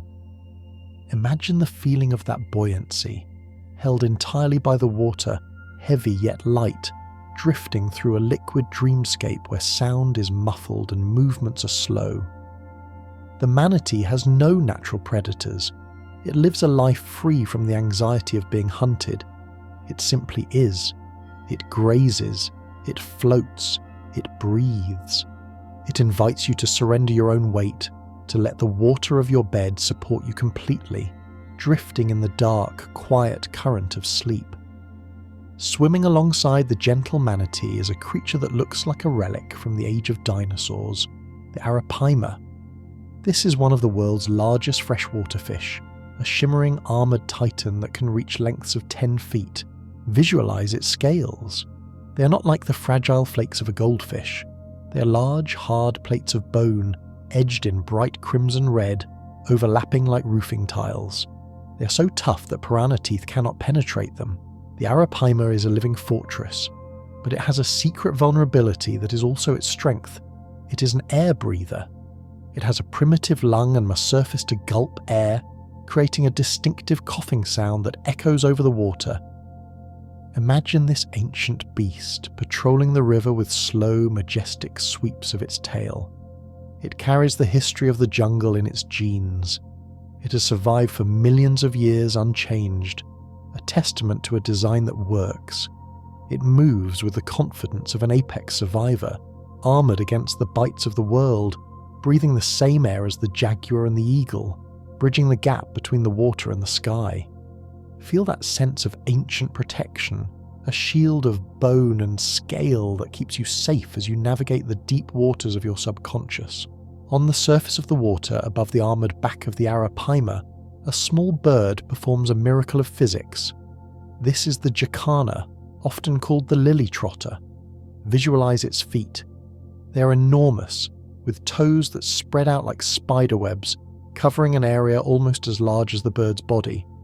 This extreme design distributes its weight so perfectly that it can walk on floating vegetation, lily pads, mats of grass, even submerged leaves, without sinking. It steps lightly, lifting its high-stepping legs with a delicate grace, picking its way across the shifting green carpet. It appears to be walking on water. Imagine the feeling of that lightness, of being able to traverse the unstable, fluid surfaces of life without getting pulled under. The jacana trusts the leaf to hold it. It does not stomp, it flows. When it stops, it blends in with the vegetation, a part of the floating world. It teaches us that if we spread our influence, if we widen our base and step with care, we can find support in the most unlikely places, staying dry and elevated even when the ground beneath us is fluid and moving. Leaving the water's surface, our gaze is drawn to a soft grey shape clinging to the trunk of a tree in the twilight. It looks like a patch of lichen or a strange furry burl. Suddenly it leaps into the void. This is the colugo, or the flying lemur, though it is neither a lemur nor does it fly. It glides. Visualize the patagium, a vast skin-covered membrane that stretches from its neck to the tips of its fingers, down to its toes, and all the way to the tip of its tail. When it spreads its limbs, it becomes a living kite, a perfect square of soft fur catching the air. It can glide for hundreds of feet, steering with subtle shifts of its hands, moving silently from tree to tree without ever touching the dangerous ground. Imagine the sensation of that release, letting go of the solid trunk and trusting the air to catch you. It wraps itself around the landing tree like a wet towel, absorbing the impact with a soft thud. During the day, it sleeps clinging to the bark, its mottled grey and brown fur providing perfect camouflage. It is a creature of the air and the wood, a master of transition, reminding us that the space between things is not empty. It is a highway, a cushion, a place where we can spread our wings and drift. Deep in the heart of the African rainforest in the Congo Basin moves a ghost. For decades, Western science believed it was a myth, a unicorn of the jungle. This is the okapi. Visualize a creature that looks like an impossible blend of animals: the velvet brown body of a horse, the head of a giraffe with large dark eyes, and legs striped with the bold black and white pattern of a zebra. It moves through the dense undergrowth with a silence that belies its size. Its coat is oily and velvety, designed to repel the constant rain, but its most remarkable feature is its tongue. Blue-black and incredibly long, capable of stripping leaves from thorny branches and even reaching back to clean its own ears and eyes. The okapi is a creature of deep solitude. Mothers and calves communicate with infrasound, low-frequency hums that are below the range of human hearing, and crucially below the hearing of leopards. Imagine this secret language, a vibration felt rather than heard, a bond that travels through the ground. The okapi represents the beauty of the hidden, the rare and the mysterious. It stays in the shadows, not out of fear, but out of a preference for the quiet, deep peace of the untouched forest. Finally, we turn our eyes to the underside of a shiny green leaf, where a small miracle of dissolution is taking place.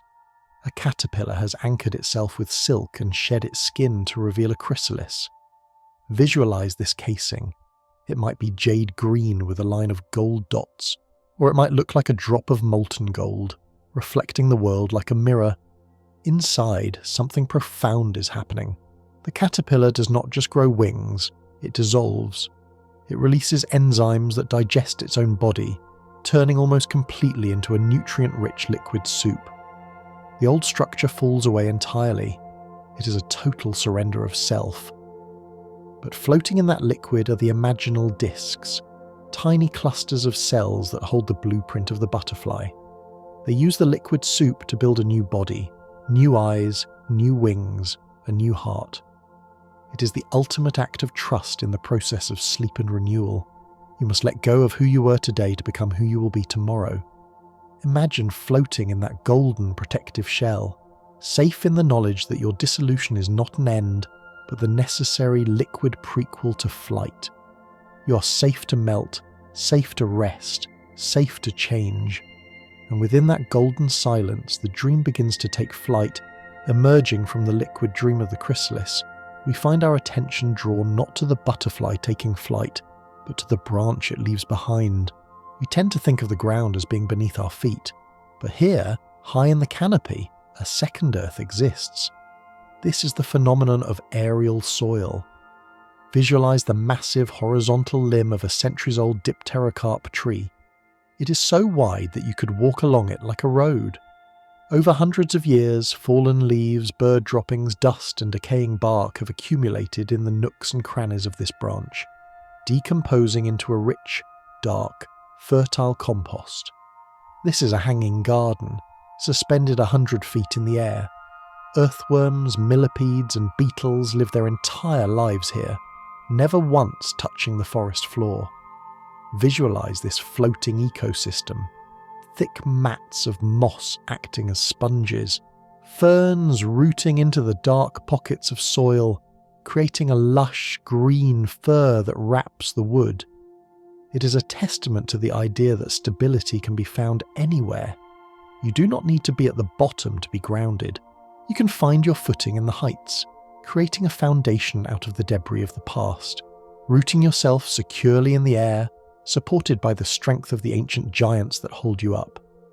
Growing from this suspended soil, a vine spirals outward, displaying a bloom of such intricate geometry that it looks like a clockmaker's masterpiece. This is the passion flower, or passiflora. Visualize the structure of this flower.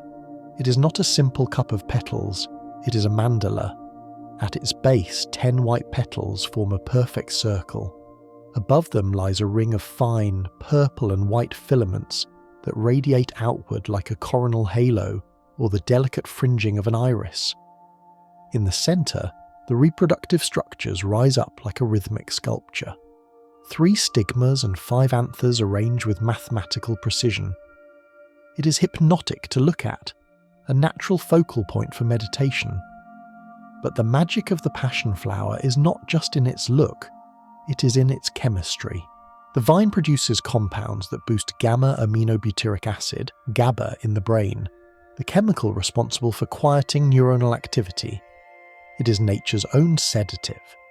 Imagine the vine reaching out with its curly tendrils, grasping the air and finding support while the flower sits calmly in the centre of the spiral, a beacon of complex beauty and chemical peace.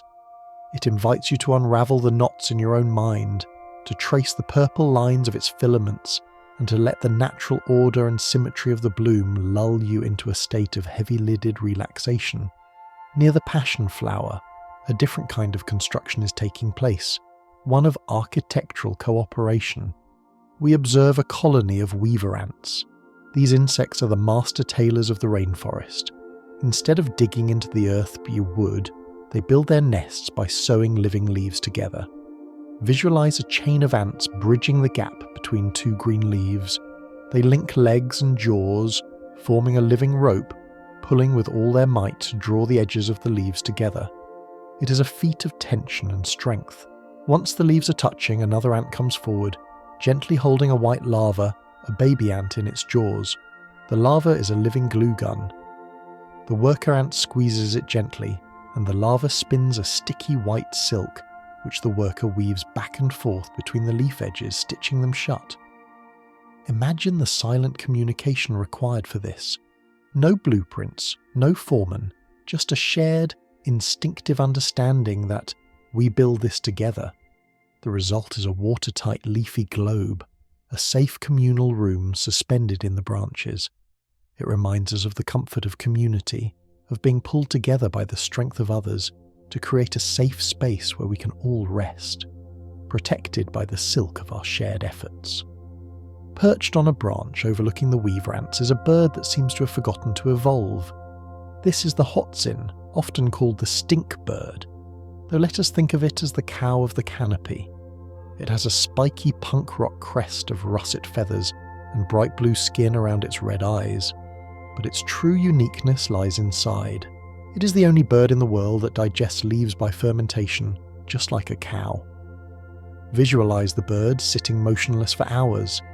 It has an enormous crop, a specialized pouch in its throat where the leaves sit and unlike its ground-dwelling cousins who bound across the red dust, this creature has returned to the trees. Visualize it perched on a high limb.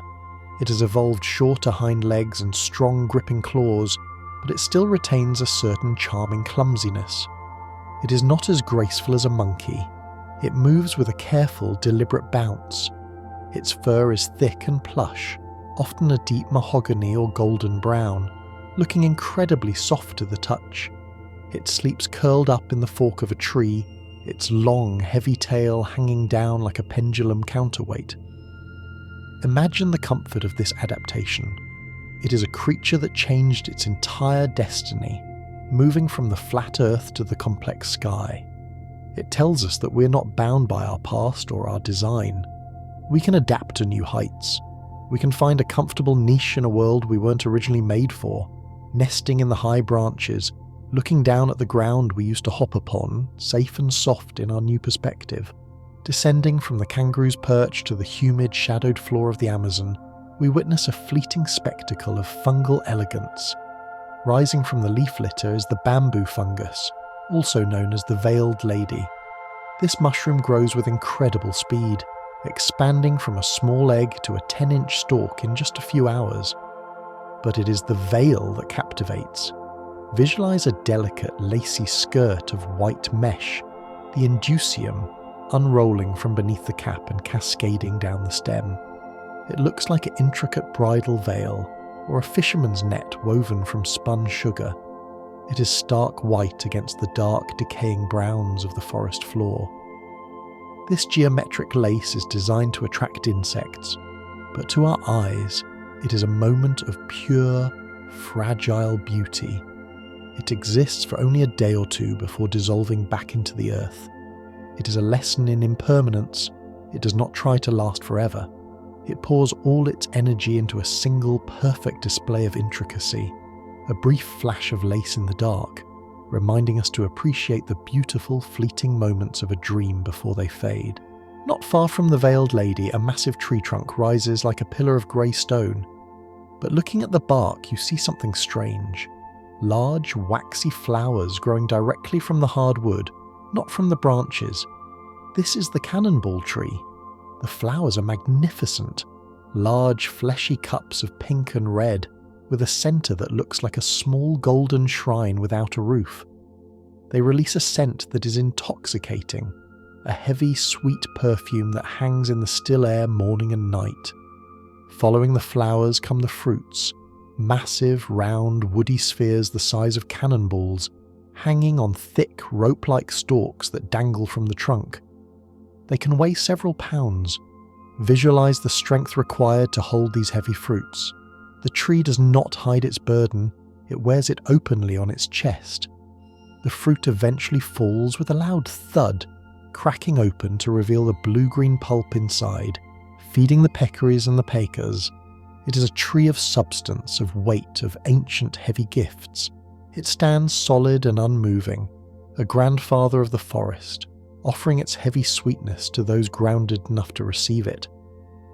From the base of the cannonball tree, we slide into the slow-moving, tannin-stained waters of a blackwater creek to meet a master of camouflage.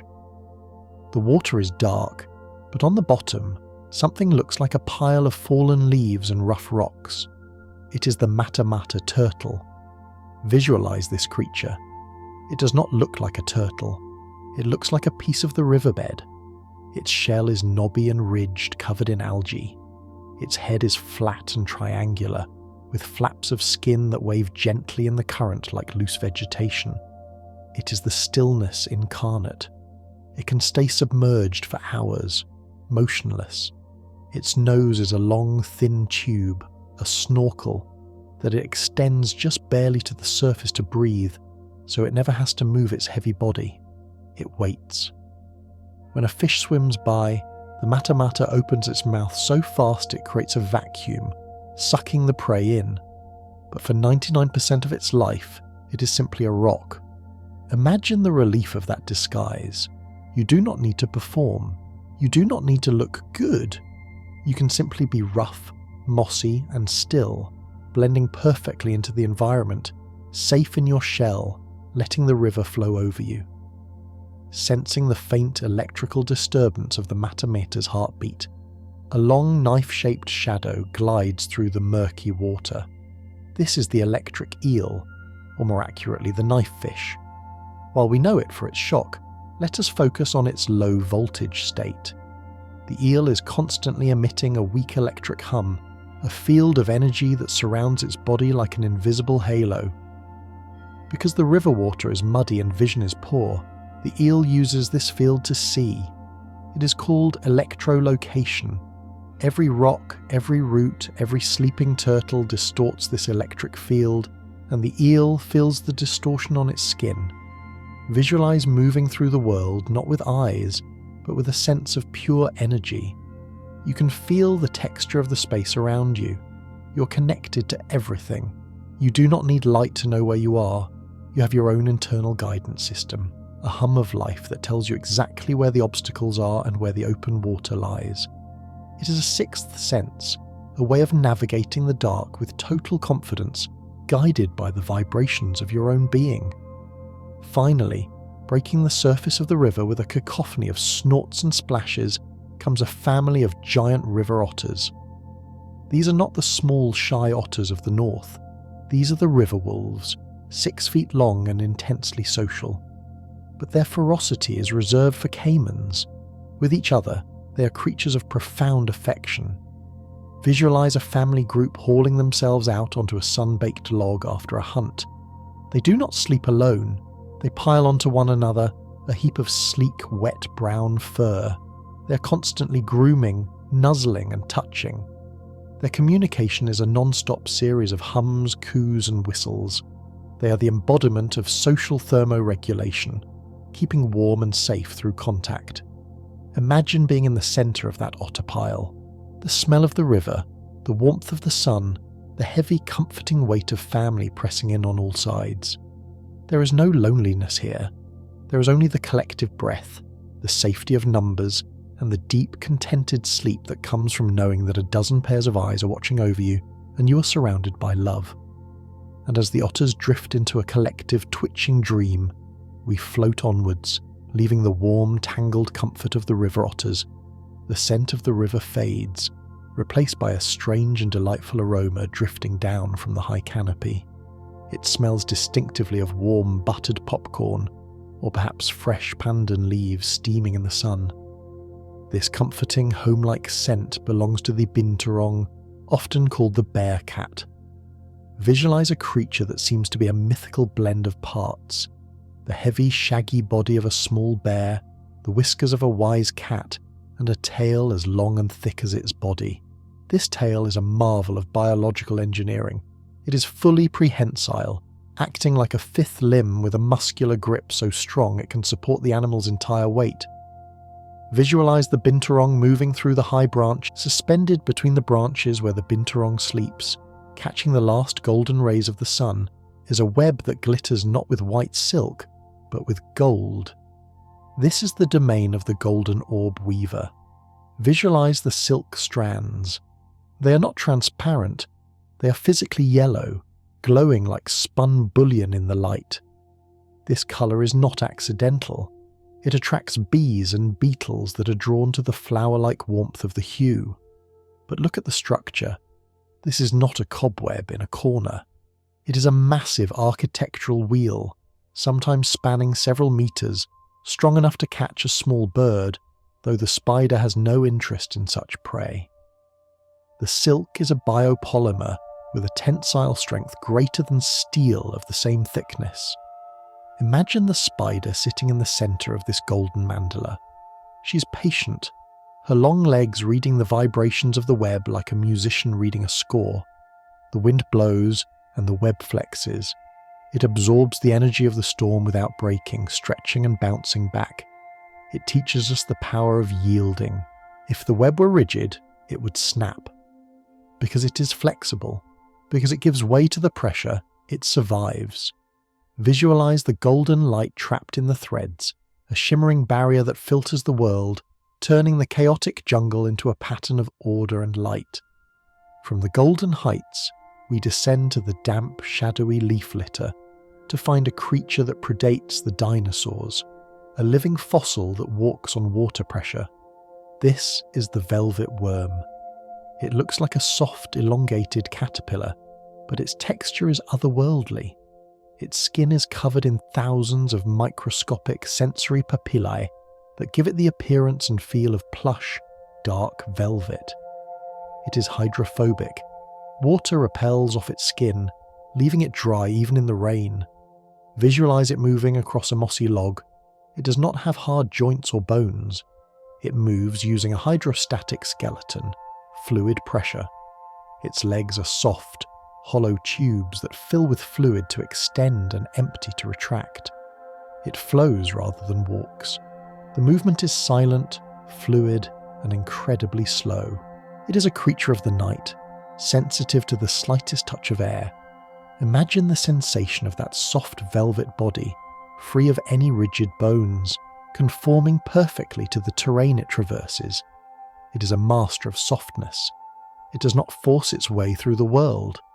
It molds itself to the world, a soft, silent explorer of the undergrowth, reminding us that there is immense survival value in being gentle and yielding. Near the log where the velvet worm glides, the land meets the brackish water of a mangrove estuary. Here, the roots stand like stilts in the water, and swimming among them is a physicist of the fish world, the archerfish. Visualize this silver and black striped fish hovering just below the surface. It is looking up through the distorting lens of the water at a beetle perched on a leaf several feet above the surface. To hit that beetle, the fish must calculate the refraction of light, the way the water bends the image, and compensate for it. It presses its tongue against the roof of its mouth to form a tube, then compresses its gills to fire a jet of water. A precise high-speed bullet of water shoots into the air, knocking the insect down. But do not focus on the hunt. Focus on the focus. Visualize the absolute stillness of the fish before it strikes. It hovers, finning gently to maintain position, eyes locked on a target in a different dimension, the air. It unites the water and the sky with a bridge of liquid. It teaches us about clarity and aim. It shows us that even if we are submerged in our own emotions or underwater, we can still see clearly into the world above. We can still reach out and make contact with precision and intent. Back on the riverbank, rising high above the scrub, is a tree that looks like a giant candelabra. This is the Cecropia tree. Its trunk is pale, ringed with scars and hollow like a bamboo flute. But this tree is not empty. It is a fortress. Inside the hollow chambers of the trunk lives a colony of Azteca ants. This is one of nature's most perfect rental agreements. Visualize the interior of the tree. The Cecropia produces special food bodies, tiny packets of glycogen and protein, at the base of its leaf stalks, specifically to feed the ants. It provides them with a home and breakfast in bed. In return, the ants are the tree's immune system. If a vine tries to strangle the Cecropia, the ants chew it off. If a beetle tries to eat the leaves, the ants swarm it. Imagine the sense of security the tree must feel, knowing that thousands of tiny guardians are patrolling its skin, keeping it clean and safe. It is a living partnership. The tree does not have to fight its own battles. It supports the community inside it, and the community protects the structure. It is a vision of mutual aid, a reminder that if we nourish those around us, we create a shield of gratitude and protection that keeps us safe. On the trunk of a similar tree, something moves that is so small it defies belief. It is the pygmy marmoset, the smallest monkey in the world. Visualize a creature the size of a hamster, covered in tawny, speckled fur that blends perfectly with the bark. It weighs less than a stick of butter. It clings to the vertical trunk with sharp, claw-like nails, moving in quick, darting bursts. But its life is one of slow, rhythmic farming. The marmoset is a gummivore. It has specialized teeth that slant forward, which it uses to gouge small holes in the tree bark. It does not kill the tree, it taps it. It creates a grid of tiny wells, waiting for the sweet, sticky sap to ooze out. Visualize the patience of this tiny farmer, visiting its sap wells in a regular loop, lapping up the amber liquid. It lives its entire life on just a few trees, knowing every inch of bark, every branch. It teaches us that we do not need to conquer the whole jungle to be satisfied. We can find a small corner, a micro-territory, and tend it with care, finding sweetness in the slow flow of the days, satisfied with the small, reliable gifts that patience provides. Deep in the forest of New Guinea, on a patch of ground that has been meticulously cleared of every leaf and twig, an artist is at work. This is the male satin bowerbird. He's a glossy, blue-black bird with violet eyes, and he is obsessed with the colour blue. He's not building a nest, he's building a bower, an avenue of sticks erected like a tunnel. But the true wonder is his gallery. In front of the bower, he arranges his collection. He flies through the jungle searching for anything blue, berries, beetle wings, flowers, or even plastic caps dropped by humans. He brings them back and arranges them with the fussiness of a museum curator. He puts the dark blue objects at the back and the lighter blue ones at the front to create a forced perspective, making the bower look larger to the female. Visualize him picking up a blue feather, tilting his head, placing it down, then picking it up again to move it an inch to the left. It is a ritual of pure aestheticism. He is creating beauty for beauty's sake, and love. It creates a sense of order in the chaos of the jungle floor. Imagine the satisfaction of that tidiness, of curating your own space, selecting only the things that bring you joy, and arranging them until the picture feels complete and harmonious. While the bowerbird decorates the ground, another master of disguise sways on a branch in the mid-story. This is the phasmid, or stick insect. Some of these are massive, over a foot long, yet you could look right at one and see only a twig. Visualize the texture of its body, knobby, brown, perhaps with small leaf-like protrusions on its legs. But the camouflage is not just in the shape, it is in the movement. When the wind blows and the trees sway, the stick insect sways with them. It rocks back and forth in a hypnotic rhythm. It surrenders its agency to the wind. It does not try to stand still when the world is moving. It acts like part of the plant. Imagine the deep relaxation of that surrender. You're not fighting the current. You are moving with it. You are invisible because you are in perfect harmony with your environment. To be a stick insect is to let go of the rigid self and become part of the greater flow, rocking gently, back and forth, safely hidden in the motion of the world. High above the swaying stick insect, looking down on the canopy from a clearing, we see a splash of impossible colour on the forest floor. It is the Wilson's bird of paradise. But from above, you do not see a bird. You see a pattern. This bird has a patch of bare skin on its head that is a vibrant, glowing turquoise, crossed by black lines like a cracked ceramic glaze. To display this beauty, the bird becomes a housekeeper. He finds a patch of forest floor illuminated by a single shaft of sunlight. He then meticulously cleans it. He removes every dead leaf, every twig, carrying them away until he has a perfect stage of green moss or dark earth. Only then does he call. Visualize looking down at this spotlight in the jungle. The bird flashes his red back, his yellow cape, and that glowing blue cross on his head. It is a beacon of colour in the dark. It speaks to the importance of preparation. Before we can shine, before we can rest or display our true selves, we must clear the space.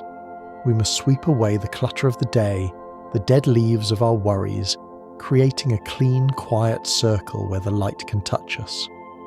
Finally, we ascend to the very peaks of the tropical mountains, where the trees become gnarled and short, covered in thick blankets of moss. We have reached the elfin forest. Here, it does not always rain down. The water hangs in the air. This is the realm of cloud stripping. Visualize the trees here, ancient twisted shapes draped in beard-like mosses and epiphytes. The air is a thick white fog. As the cloud passes through the trees, the millions of tiny needles on the conifers and the fuzzy textures of the moss comb the water out of the air. The droplets condense on the leaves, coalescing into larger drops that fall drip, drip, drip to the ground. The forest is creating its own rain from the mist. It is a silent, constant harvest. The trees do not need a storm. They just need to stand in the fog and let the moisture collect on them. Imagine yourself as one of these trees. You do not need to chase what you need. You just need to stand present in the atmosphere. The nourishment is in the air around you, and if you're still enough, if you're patient enough, the fog of the world will condense into the clear, life-giving water that sustains you. And as the mist swirls around the gnarled roots, wrapping the world in a soft white silence, we drift deeper into the cloud, condensing on the cool surfaces of the high-altitude world. The mist reveals a universe of life hidden within the moss itself. As we lean in closer to the gnarled trunk of an ancient cloud forest tree, we discover the micro-jewels of the jungle, the miniature orchids, specifically the genus Platystele. These are not the showy blooms of the flower shop. These are flowers the size of a pinhead. Visualize a patch of emerald moss, soft and damp as a sponge. Nestled within it are hundreds of tiny perfect stars. Some are purple, some translucent yellow, others are deep burning crimson. You would miss them if you walked by too fast.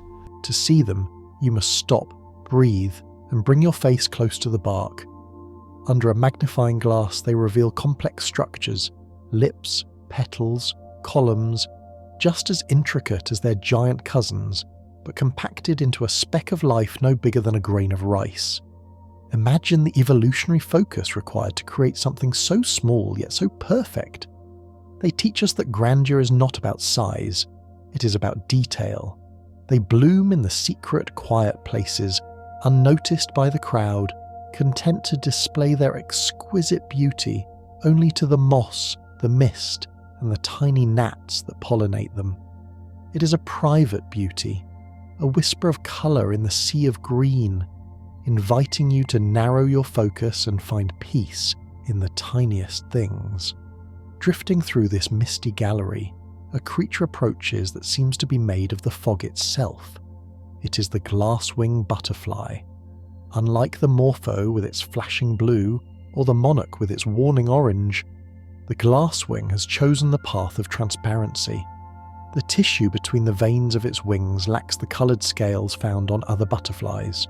It is clear as a window pane. Visualize it fluttering softly through the humid air. You can see the ferns and the sky right through its wings. It is a master of crypsis, hiding by not blocking the view. It doesn't try to look like a leaf or a stick. It simply allows the world to pass through it. Imagine the sensation of lightness this suggests, to be so unburdened by ego or identity that you become a lens for the world around you. When it lands on a flower, it casts almost no shadow. It drinks nectar with a delicate proboscis, shimmering slightly like a soap bubble. It is a phantom of the cloud forest, fragile yet resilient, reminding us that there is a profound strength and clarity in letting the light shine through us, offering no resistance to the world, just gently gliding on the air currents of the present moment. The glasswing lands briefly on a structure that looks like the scroll of a giant violin. This is the uncurling frond of a tree fern. These plants are the dinosaurs of the flora world, unchanged for hundreds of millions of years. In the cloud forest, they grow on trunks that can reach 30 feet high, crowned with a massive umbrella of lacy green fronds. But focus on the new growth, the fiddlehead. Visualize this tight, brown, fuzzy spiral rising from the center of the trunk. It is a perfect Fibonacci sequence in organic form. It is covered in soft, golden brown scales that feel like fur, protecting the tender young leaf from the cold mountain air. Watch it in your mind's eye as it slowly, over days and weeks, begins to unfurl. It is a slow-motion stretch. It does not snap open. It rolls out inch by inch, expanding its reach, turning from a tight protective knot into a vast solar-gathering canopy. It is the embodiment of potential energy. It teaches us that growth is a process of unwinding. We do not need to force our bloom. We simply need to unroll, following the natural geometry of our own timing until we are fully expanded and open to the light. Moving quietly beneath the arching fronds of the tree ferns, we encounter a presence that is rare, shy, and deeply comforting. It is the spectacled bear, the only bear species in South America. It gets its name from the rings of cream-coloured fur around its eyes, giving it the look of a wise, bespectacled grandfather. Visualize this bear not as a predator, but as a gardener. It is primarily vegetarian, spending its days searching for bromeliads and palm hearts. But its most charming habit is its nesting. Unlike bears that sleep in caves, the spectacled bear builds platforms in the trees. It bends branches down to create a sturdy nest high above the ground, sometimes stripping bark to make a soft mattress. Imagine seeing this large, furry creature sitting up in its tree nest, dangling its legs over the side, calmly peeling a fruit. It radiates a solitary, contemplative peace. It is the hermit of the Andes. It reminds us that even the strongest among us need a soft place to rest, a sanctuary high above the worries of the ground, where we can sit in quiet dignity and watch the clouds roll by. As the bear rests, a bird approaches a long, trumpet-shaped passion flower dangling from a vine.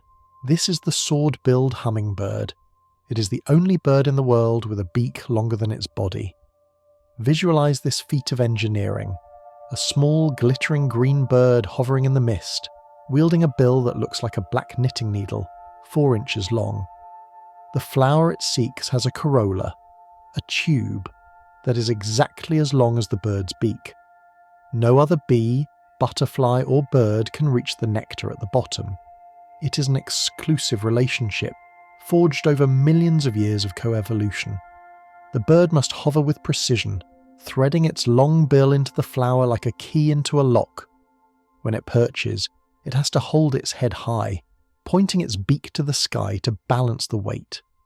Imagine the feeling of having a purpose that is uniquely yours. The sword-billed hummingbird does not compete for the shallow flowers. It has the deep ones all to itself. It teaches us that our unique shape, our quirks, our specific talents, are designed for a specific reward. We fit somewhere perfectly. We just have to find the flower that matches our design. As twilight deepens over the mountains, we are drawn to the mouth of a cave hidden behind a waterfall. The air is cool and smells of damp stone. Inside, navigating the pitch blackness, is a colony of oil birds. These are not bats. They are fruit-eating birds related to nightjars. They are the only nocturnal, flying, fruit-eating birds in the world. Visualize them navigating the dark. They use echolocation, emitting a stream of audible clicks, click, click, click, that bounce off the cave walls, painting a sonic picture of their home. But unlike the frantic flight of bats, the oil bird glides on long hawk-like wings. They leave the cave at night to feast on the rich, oily fruits of palms and laurels. When they return, they settle on rocky ledges, huddling together for warmth.